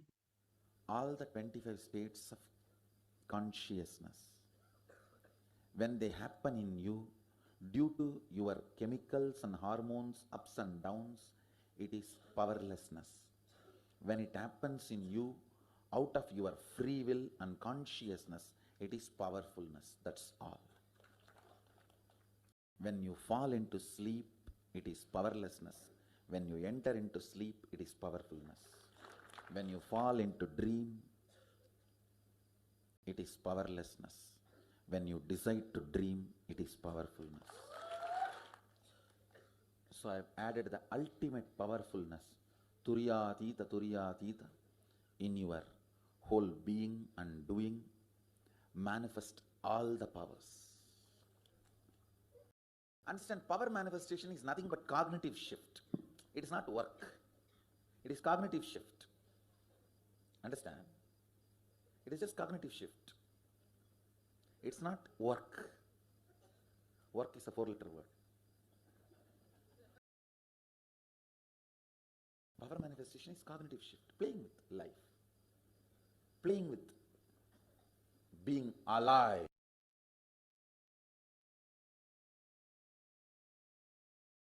Beautifully, Bhagavan explains that it is a cognitive shift or manifestation from what you understand as body and mind and to superconscious breakthrough as consciousness, as Paramashiva, the superconscious breakthrough.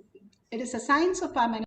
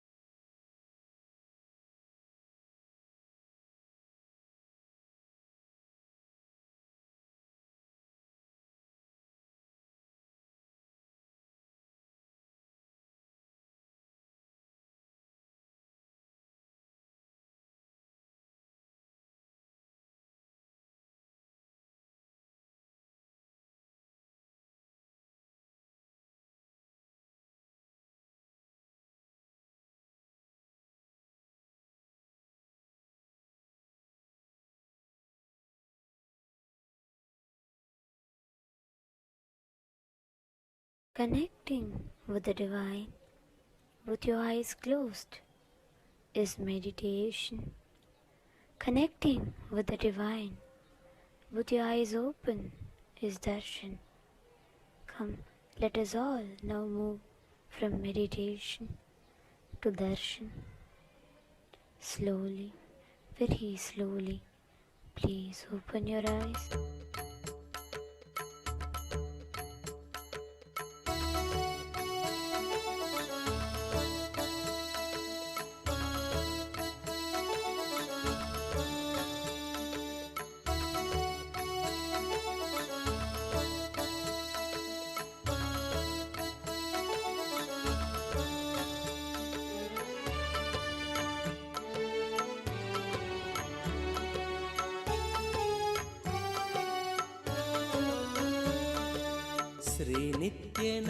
श्रीनित्यनन्दार्थबन्धो भस्मलिप्ताङ्गगाङ्गेय कारुण्यसिन्धो श्रीनित्यनन्दार्थबन्धो भस्मलिप्ताङ्गगाङ्गेय कारुण्यसिन्धो श्रीनित्यनन्दार्थबन्धो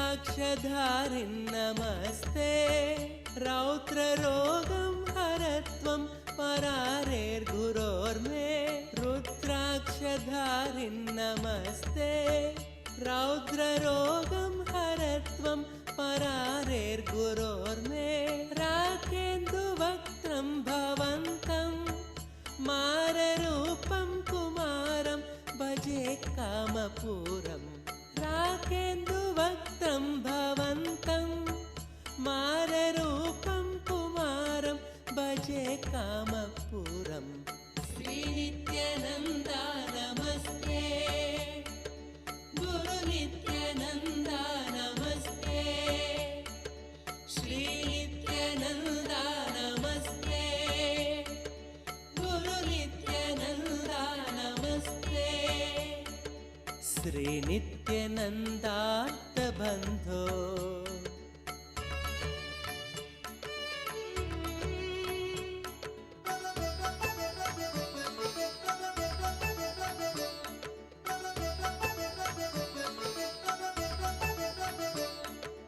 मां पाहि रोगादघोरात् मङ्गलापाङ्गपादेन भङ्गात् स्वराणां मां पाहि रोगादघोरात् मङ्गलापाङ्गपादेन भङ्गात् स्वराणां कालाच्च दुष्पाककुलात् कालकालस्य सूनुं भजे क्रान्तसानुं कालाच्च दुष्पाककुलात् कालकालस्य सूनुं भजे क्रान्तसानुं श्रीनित्यानन्दा नमस्ते गुरुनित्यानन्दा नमस्ते श्रीनित्यानन्दा नमस्ते गुरुनित्यानन्दा नमस्ते श्रीनित्यानन्दार्थबन्धो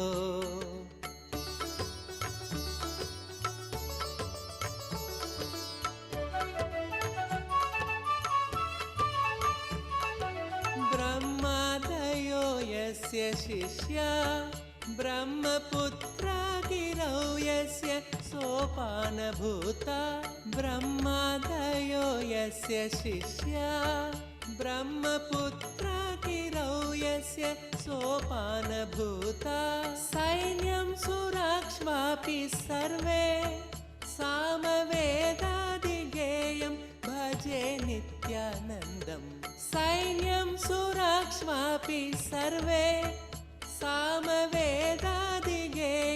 भजे नित्यानन्दम् श्रीनित्यानन्दा नमस्ते गुरुनित्यानन्दा नमस्ते श्रीनित्यानन्दा नमस्ते गुरुनित्यानन्दा नमस्ते श्रीनित्यानन्दा श्रीनित्यानन्दार्थबन्धो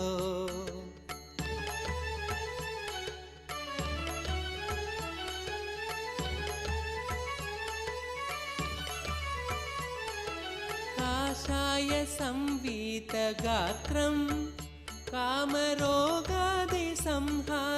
भिक्षान्नपात्रं काषाय संवीतगात्रं कामरोगादिसंहारि भिक्षान्नपात्रं कारुण्यसम्पूर्णनेत्रं शक्तिहस्तं पवित्रं भजे नित्यानन्दम् कारुण्यसम्पूर्णनेत्रं शक्तिहस्तं पवित्रं भजे नित्यानन्दम् श्रीनित्यानन्दा नमस्ते गुरुनित्यानन्दा नमस्ते श्रीनित्यानन्दा नमस्ते गुरुनित्यानन्दा नमस्ते श्रीनित्यानन्दार्थबन्धो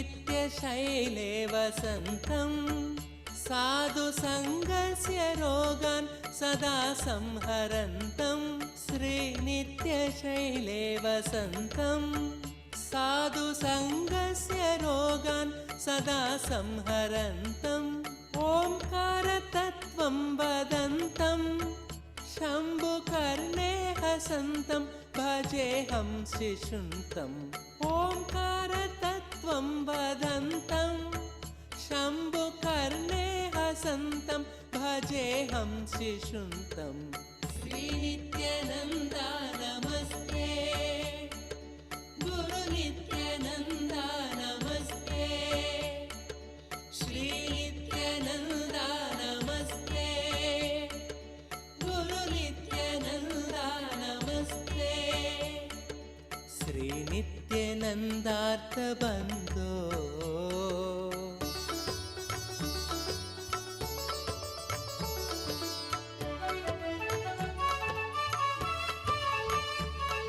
स्तोत्रं कृतं चित्रचित्रं दीक्षितानन्दरामेण सर्वार्थसिद्ध्यै स्तोत्रं कृतं चित्रचित्रं दीक्षितानन्दरामेण सर्वार्थसिद्ध्यै भक्त्या पठेत्यः प्रभाते देवदेवप्रसादात् लभेदाष्टसिद्धिम् भक्त्या पठेत्यः प्रभाते देवदेवप्रसादात् लभेदाष्टसिद्धिम् श्रीनित्यानन्दार्थबन्धो भस्मलिप्ताङ्गगाङ्गेय कारुण्यसिन्धो श्रीनित्यानन्दार्थबन्धो भस्मलिप्ताङ्गगाङ्गेय कारुण्यसिन्धो श्रीनित्यानन्दार्थबन्धो श्रीनित्यानन्दा नमस्ते गुरुनित्यानन्दा नमस्ते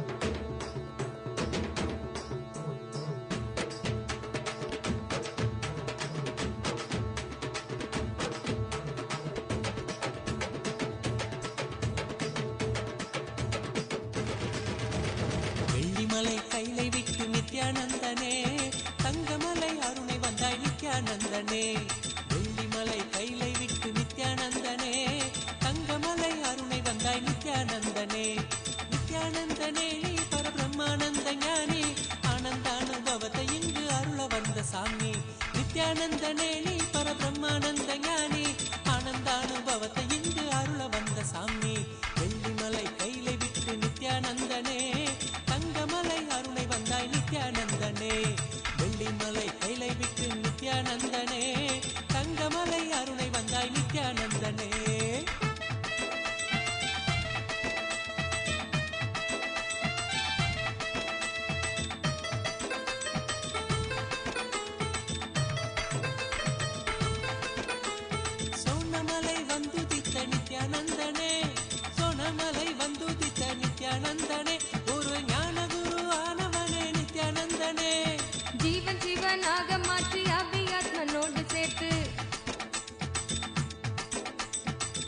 சிவனாக மாற்றி ஆவி ஆத்மனோடு சேர்த்து ஆனந்தத்தின் எல்லை காட்டும் நித்யானந்தனே.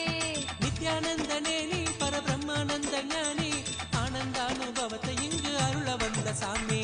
நித்யானந்தனே நீ பரபிரம்மானந்த ஞானி, ஆனந்தானுபவத்தை இங்கு அருள வந்த சாமி.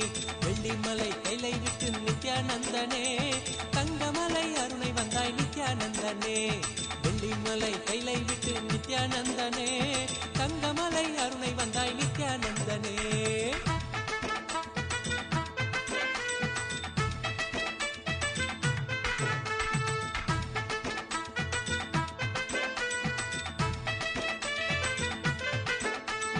ஞானமெனும் ஆனந்த தீபம் ஏற்றியே, ஞானமெனும் ஆனந்த தீபம் ஏற்றியே, எங்கள் வாழ்வில் இன்ப ஜோதியான நித்யானந்தனே.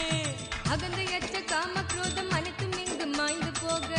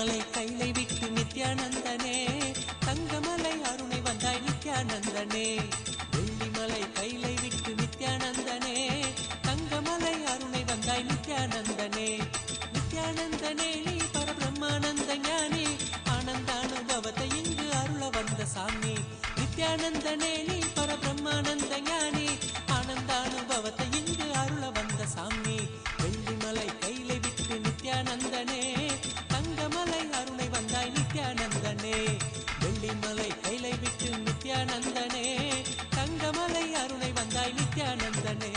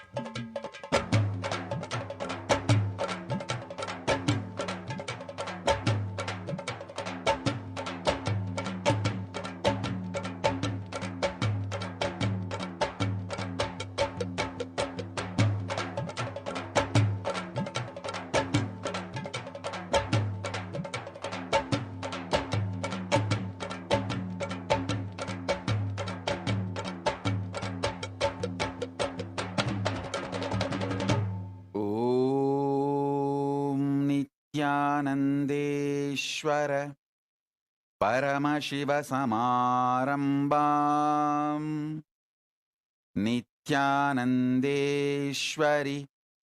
परमशक्तिमध्यमाम् अस्मदाचार्यपर्यन्ताम् वन्दे गुरुपरम्पराम्.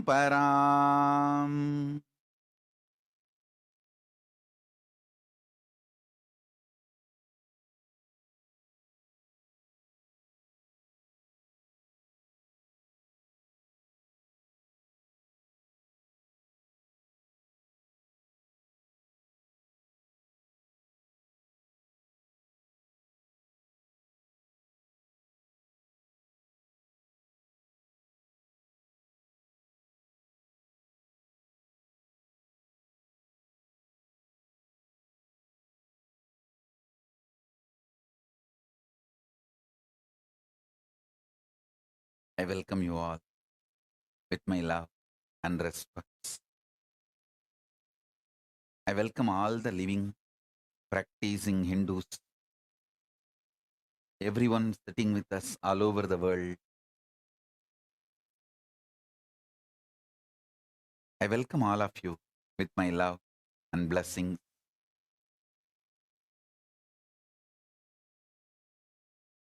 Paramashiva's message directly from Kailasa. Listen.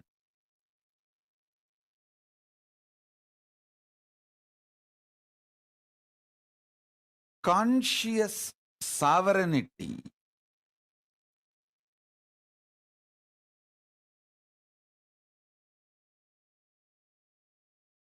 not only brings you the freedom, it brings right purpose for your freedom. Not just health, right reason why you should be healthy. Not just wealth, right reason why you should be wealthy. Not just freedom, right reason what for you need freedom, what kind of freedom you need. Understand? Not just powers, what kind of powers you need for your fulfillment. Not just freedom, bringing the purpose for your freedom. Not just bliss, bringing the purpose for your existence. I tell you, the beauty of conscious sovereignty is the moment you hear this truth, get initiated, your inner space expands to that level. You can never go back to the old past, same old personality or identity. You can never back to be same old. That is why that initiation is always called, Shakti Pada is always called, giving you second birth, rebirth. Initiated one who got the Shakti Pada is called Dvija, reborn. Because once you receive Shakti Pada, you can never go back to the same old existence, same old identity. Once in a while you can have mood swing, that's your freedom. But you can never go back to be the same person. Listen.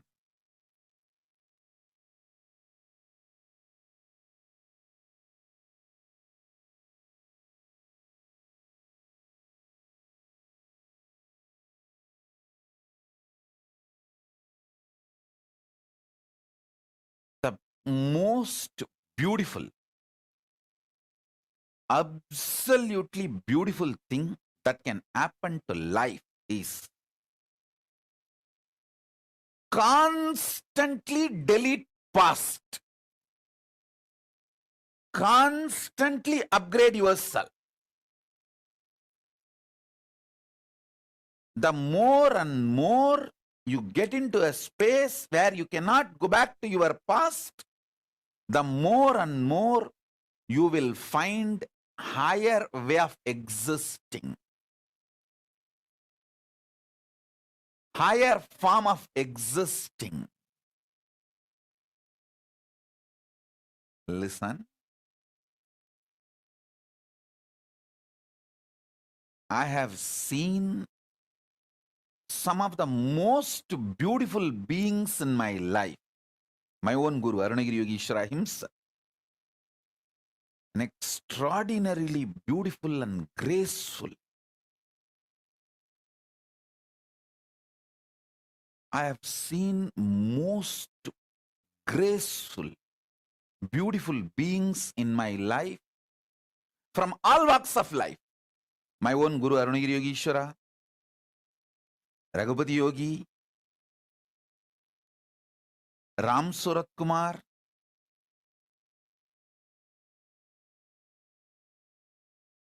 at least all these names I uttered, they are all not bound by certain responsibility or organization or organized living.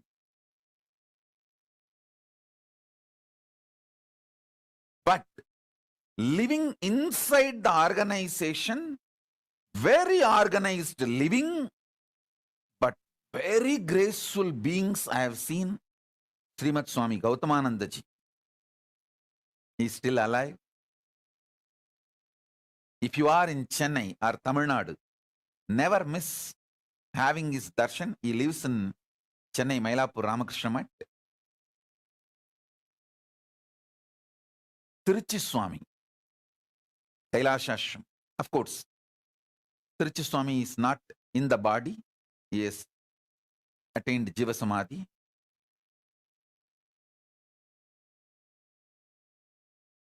Some of these beings, especially Srimad Swami Gautamananda ji, he is within the organization.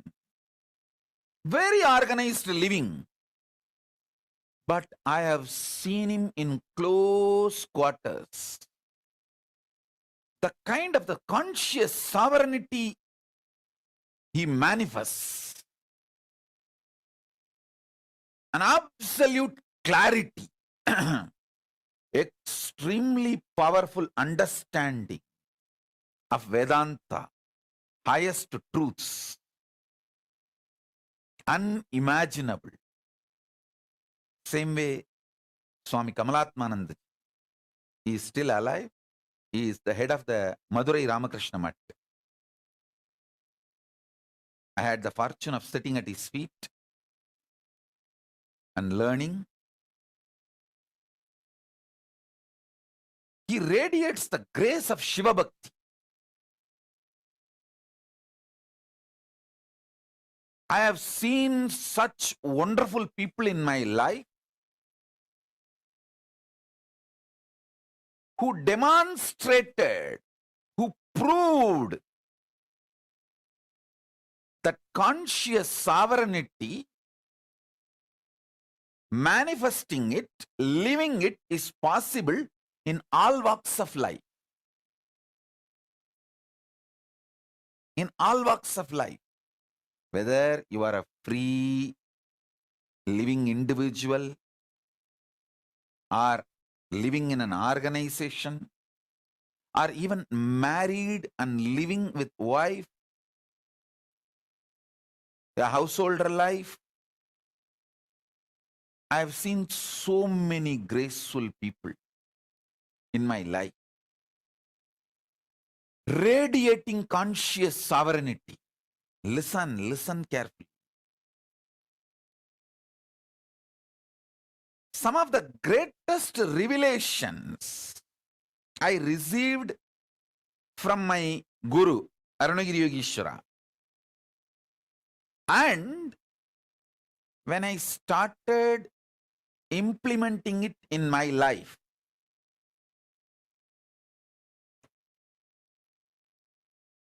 and when I started teaching, and when my disciples who are initiated by me, when they started implementing in their life, and when they came back and gave me the feedback, the right, wrong, good, bad, success, failure,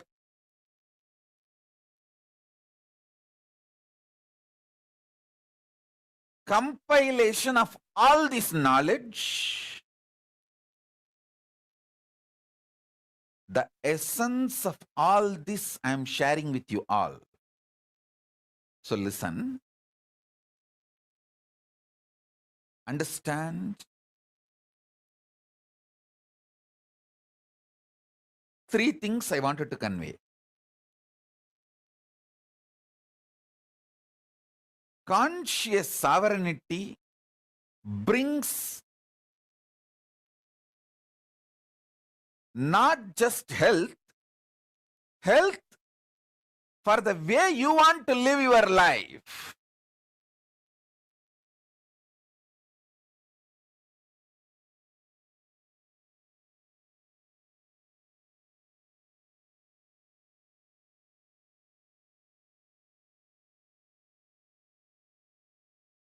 Conscious sovereignty not just brings freedom, it brings freedom with a purpose. For example,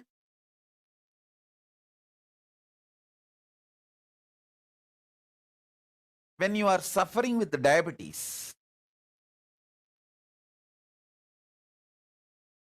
eating sugar is not freedom, it is a suicide. You can't say, oh, can't I even have a freedom to eat sugar?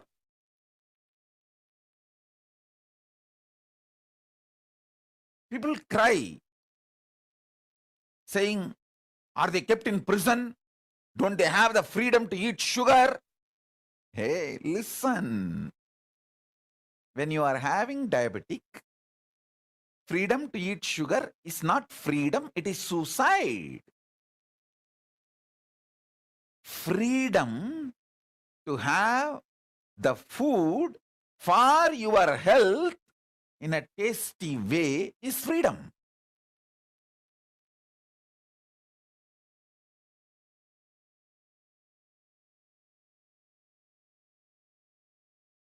Freedom to do what you want with the right purpose is freedom. See, realizing the right purpose of your life and having freedom to live it progress towards it is freedom. I feel so happy when I see Soumya and her mother, both of them in the Hyderabad, when they come and religiously they will sit. Especially mother is elderly person, but even if she feels little sleepy, because now it is already 11 o'clock late night in India, but I have never seen her missing the satsang. Actually, this is freedom.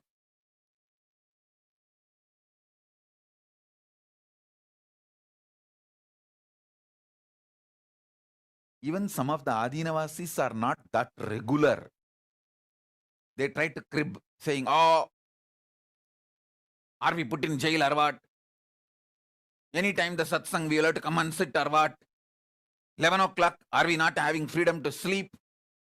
Hey, when there is a satsang going on, if you have all the infrastructure and you are freed from all other work or responsibility to attend the satsang is the real freedom.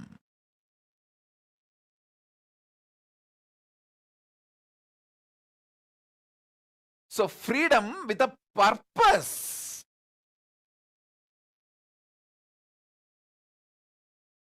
Understand? Freedom for your purpose is the freedom.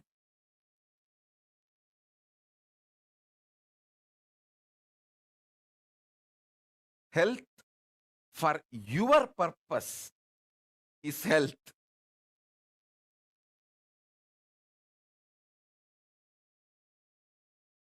Wealth for your purpose is wealth.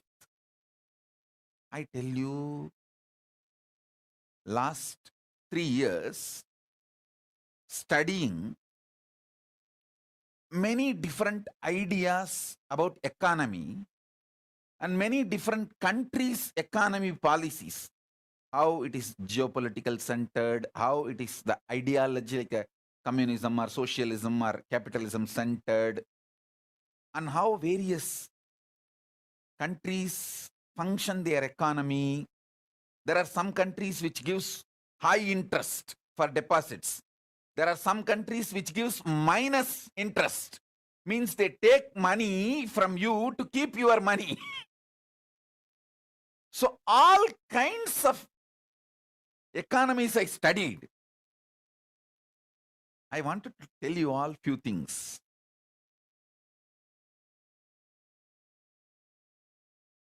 It is actually knowing your higher purpose, conscious sovereignty makes you really wealthy. I tell you, still planet Earth functions based on Varnashrama Dharma. Cosmos functions on Varnashrama Dharma. After studying so many countries' economical policies, how the economies are kept alive, to come up with the right economical policy closest to Vedagamas. See, I wanted to implement the Veda Agamas as it is, map it as it is. So the closest possible structure on which I can map, so I can fine-tune the whole thing to focus as Paramashiva wanted, the whole Vedagamic civilization. So I have spent huge resources, energy, time, ultimately Paramashiva's blessings and samadhi and revelations he gives in samadhi. With everything I thoroughly analyzed, I came to the realization, planet Earth runs based on Varnashrama Dharma. Wherever Vaishyas exist with their Vaishya dharma, that nations become wealthy. The economical intellectuals, their thought currents, and the ecosystem they want to nourish. I am studying the Japanese economical intellectuals and the ecosystem they are nourishing. The US economical intellectuals and the ecosystem they are nourishing. The Indian economical intellectuals and the ecosystem they are nourishing. All this I studied. Finally, I realized, I could see clearly what exactly Paramashiva revealed in Vedas and Agamas and penned down in Dharmashastras. That exact Varnashrama Dharma is the most successful strategy for life. I was studying elaborately.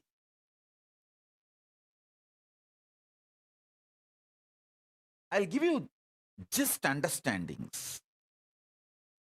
This will be directly useful for your life.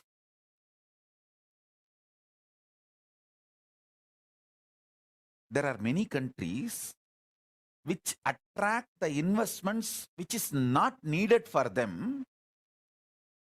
Those investments become load on them, and then they try to lend with less interest rate just to rotate that money and keep that money circulating because they don't know what to do.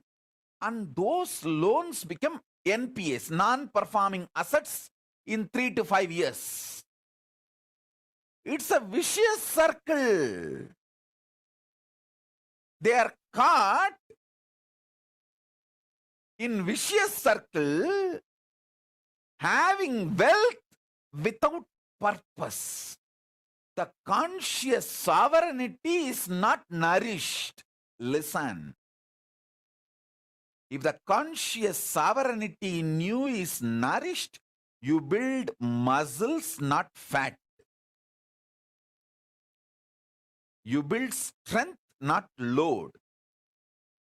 Same way in your economic principles. I am not saying money is bad. Be very clear. Money is good when you have the purpose. If not, you will not know what to do with it.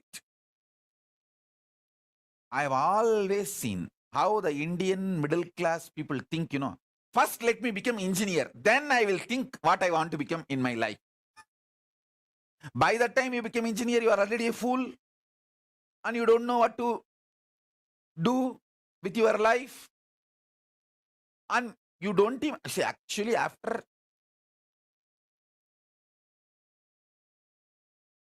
completely dampening you with the dumbest ideas and all outdated machineries which can be seen only in museum. Only those machines you will see in your workshops when you study engineering. The great museum pieces. Only after all this is done, the certificate engineer is given to you. So by the time you absolutely develop the mentality of extremely non-involving and lazy, and your expectation, just because you are here, the society should serve you. That mentality is the source of all corruption you find anywhere in the world. anywhere in the world.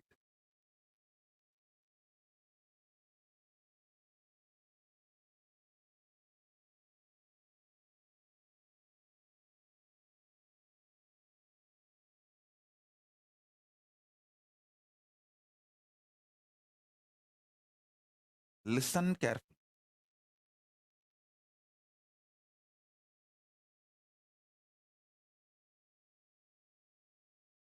Many times, just like Indian middle class mind thinks, oh, let me become first engineer, then I'll think what I want to become, what I want to do in my life. Same way, you guys think, let me just acquire money, then I will do what I want to do with that money. No.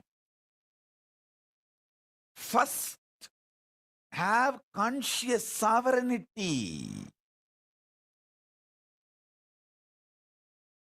The society has become such now, none of you are in poverty and none of you are going to die without food. The moment you found your basic needs, food, shelter, clothes, focus on conscious sovereignty, realizing the core purpose of your existence. That will tell you the purpose for which you want wealth. So when you start working for wealth itself, you will continue to fulfill the purpose. So your life itself will be a joy. Your path and goal will be one and the same. You will be enjoying the very path, not waiting for the goal to celebrate your life. The path itself becomes celebration. I tell you, person who made path itself as a celebration lives in eternal vacation. See, I live in eternal vacation.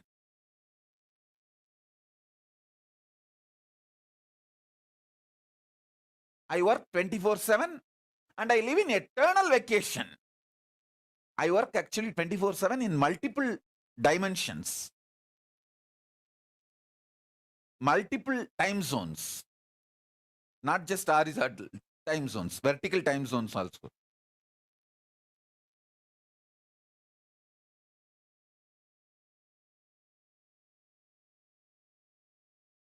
Understand,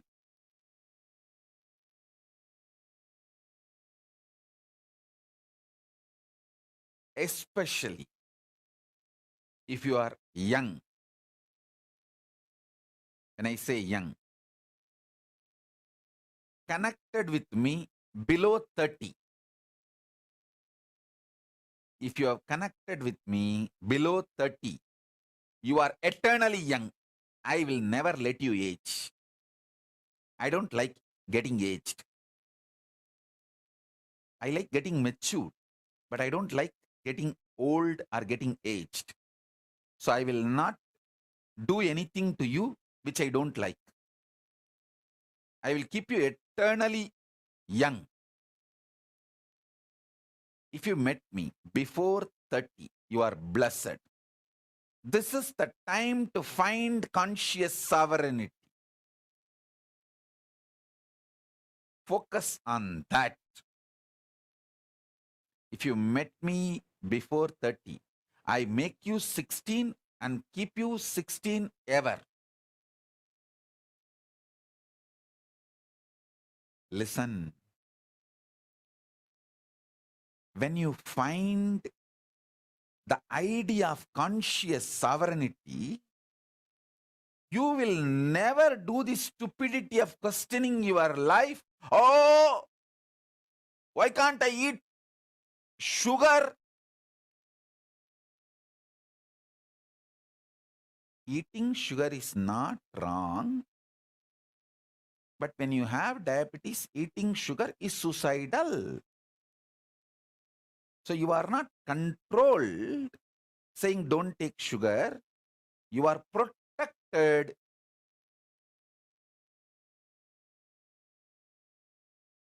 With the understanding taking sugar is suicidal when you are diabetic. Even otherwise, taking sugar is not good for health. That is separate. I am telling you, listen. People think, let me find wealth, then I'll decide what I want to do.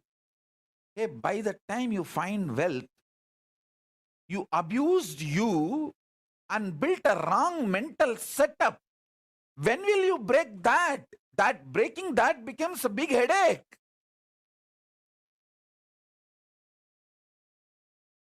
I tell you, with conscious sovereignty, if you find wealth, you will live in absolute aparigraha. I tell you.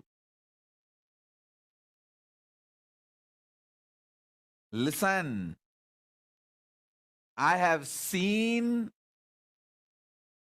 some of the most graceful beings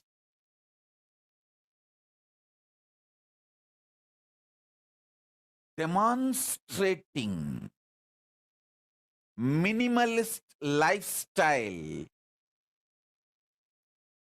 literally having the amount of wealth equivalent to kings.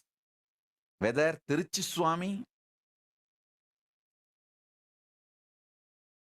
is the founder and head of the Kailasha Mahasamsthana in Bangalore, which has branches all over India. He built a beautiful Devi temple, which is literally now golden temple. The whole Garbhagriha, Vimanam is golden and Garbha Mandir is golden. He literally built a golden temple for Devi. And the amount of wealth around him and the minimalist life he lived, he had everything, including golden throne, crown, jewels, everything. He will sit in the golden throne, silver throne, on those timings when he is receiving the Pada Puja or when he is doing his responsibilities.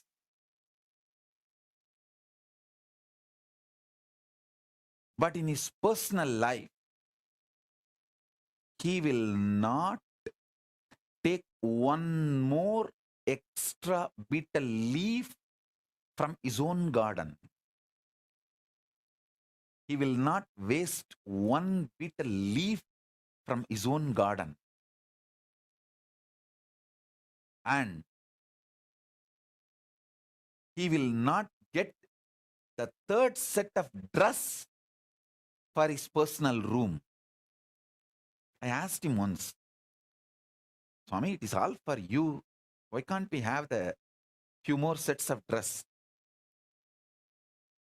He told in Tamil, hey, Simmasanam, Koda, Sapparam, Samaram, Ellam, Namakku Vela, Urima illa, Odama illa. Means the palki, all the umbrella, paraphernalia, throne, all that is our job, responsibility. Neither right means neither we are the owners, nor it is ours. Listen.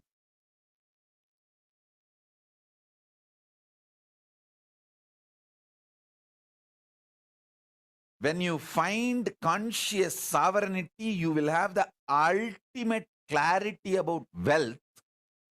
Why wealth? And you will accumulate it with the right mental setup. Wealth will never bind you. It will only be under you. It can never imbalance you or delude you, make you behave, think unscientifically. Listen. Wealth is one of the drug can make you think irrationally and unscientifically. When the greed for wealth enters, you commit crimes which will not allow end of the day for you to enjoy the wealth, even if you acquire.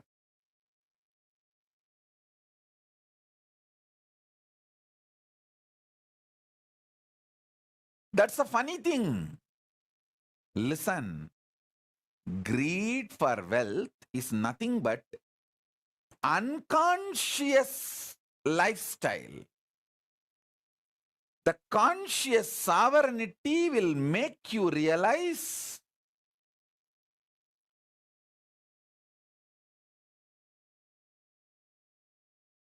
purpose of everything, purpose of health, purpose of wealth. See, what is the purpose of my health? I should be able to sit in Padmasana for any number of hours I want to sit, and my brain should be fresh, alive, to download the Akashic records and radiate it, share it with you all. That's all is the purpose of my health.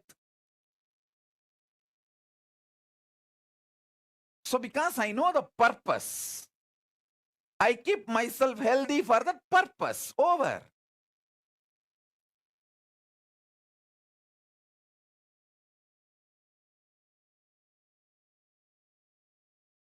My purpose is my body should cooperate with me to be in samadhi continuously and sit and initiate people, teach people whenever I want to do. That's all. Because the purpose is clear, I keep myself healthy for that. Many times, people want to be healthy, they start building six-pack, gymming, bodybuilding, all that. But after a few days, that six-pack and muscles, bodybuilding, the showing, that becomes so important and addictive. People take the banned drugs, steroids, to look and lose health. Please understand, there are many people who build body so unconsciously without knowing the purpose, they lose the body itself in the process of building the body. See how many bodybuilders die.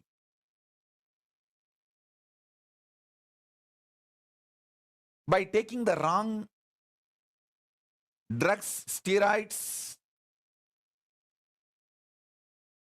to show. I tell you, same way, wealth. There are so many people unconsciously acquired wealth and don't know what to do. That load kills them. Our people around them exploit them, bind them, destroy their life, and life is lost.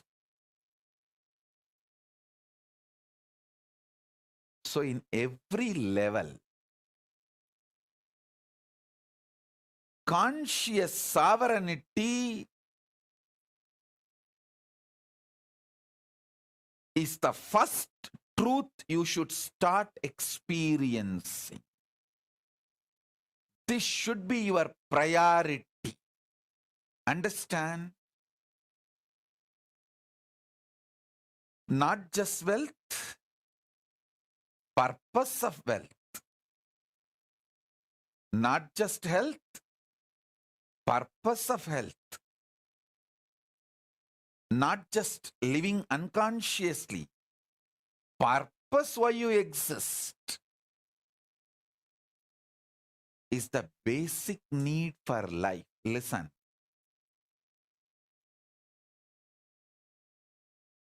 Delusion is suicidal.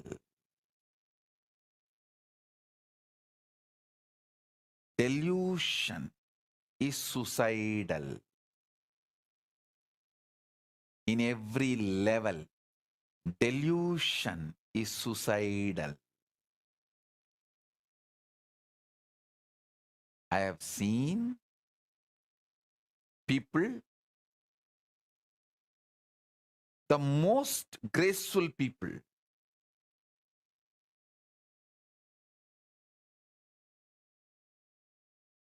and I have also seen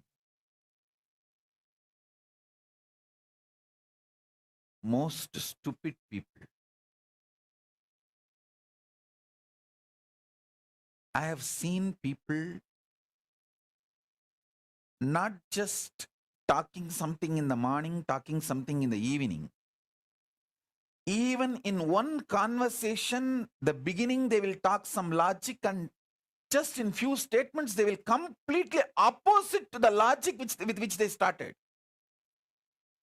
I have seen sometimes people having one logic and talking for the other logic. I have seen that level lose. That kind of deluded people.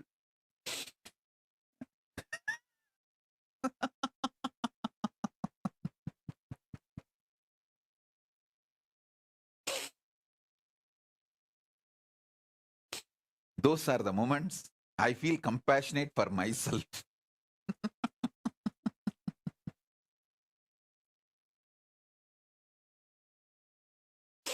I feel really compassionate for myself.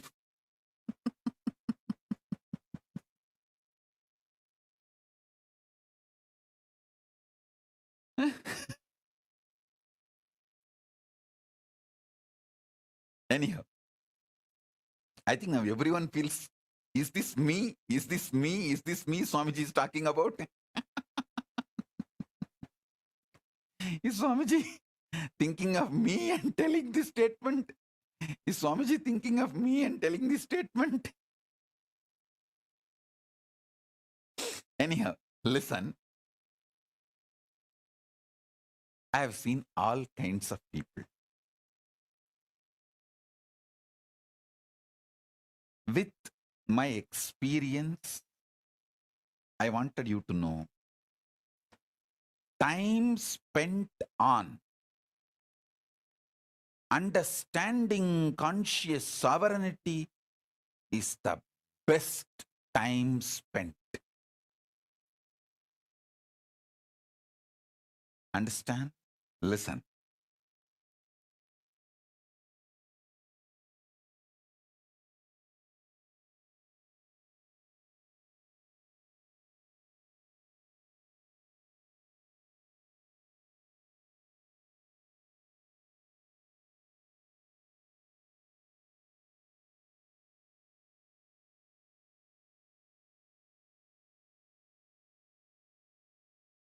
Even manifesting powers, manifest the right power for your purpose. Understand? The purpose you want to exist.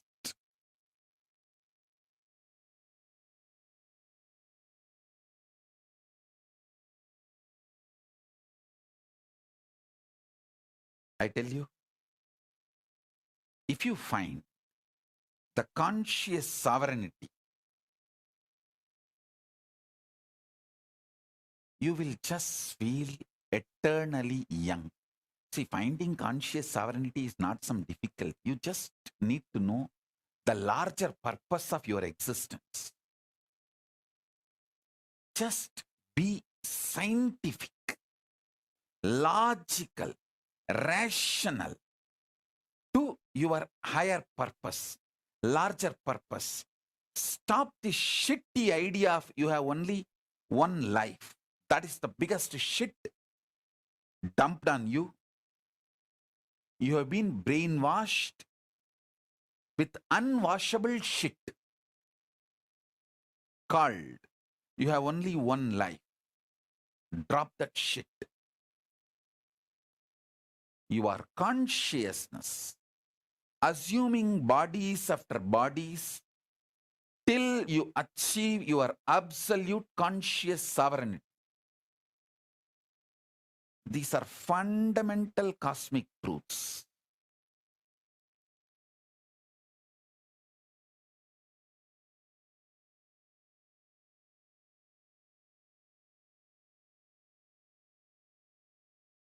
Start looking at your life with these fundamental cosmic truths. Understand?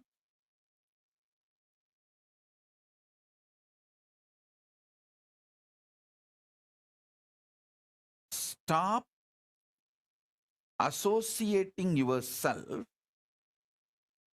with the delusion or the impact of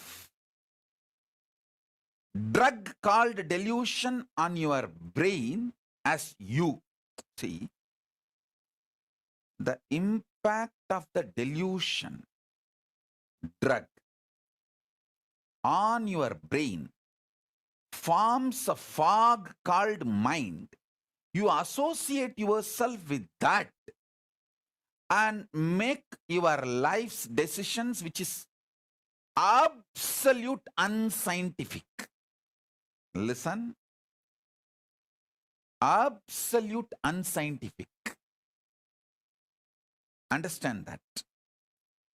Just listen. Be scientifically scientific.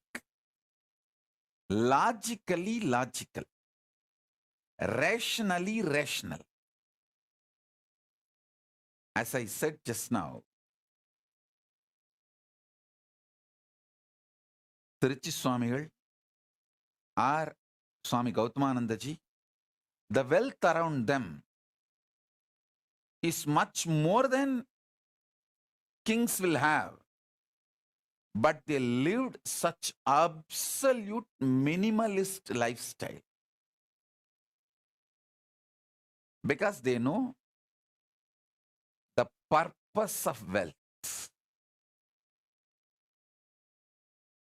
I learned exactly that from my gurus.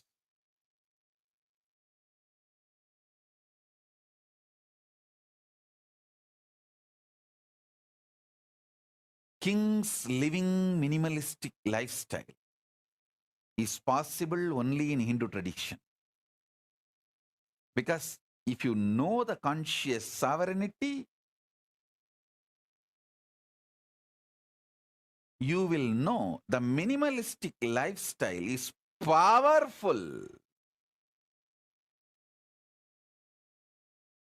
It's an absolute power.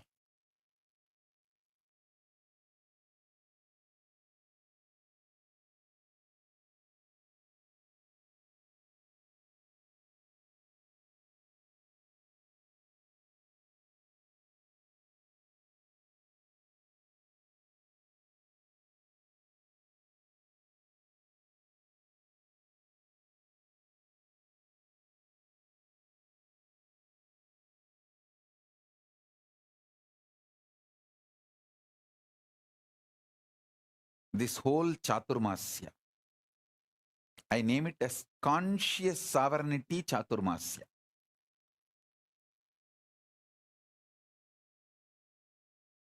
Manifesting powers through conscious sovereignty. See, manifest the right powers. There are many powers you may not need. That may just become load on you. Manifest the right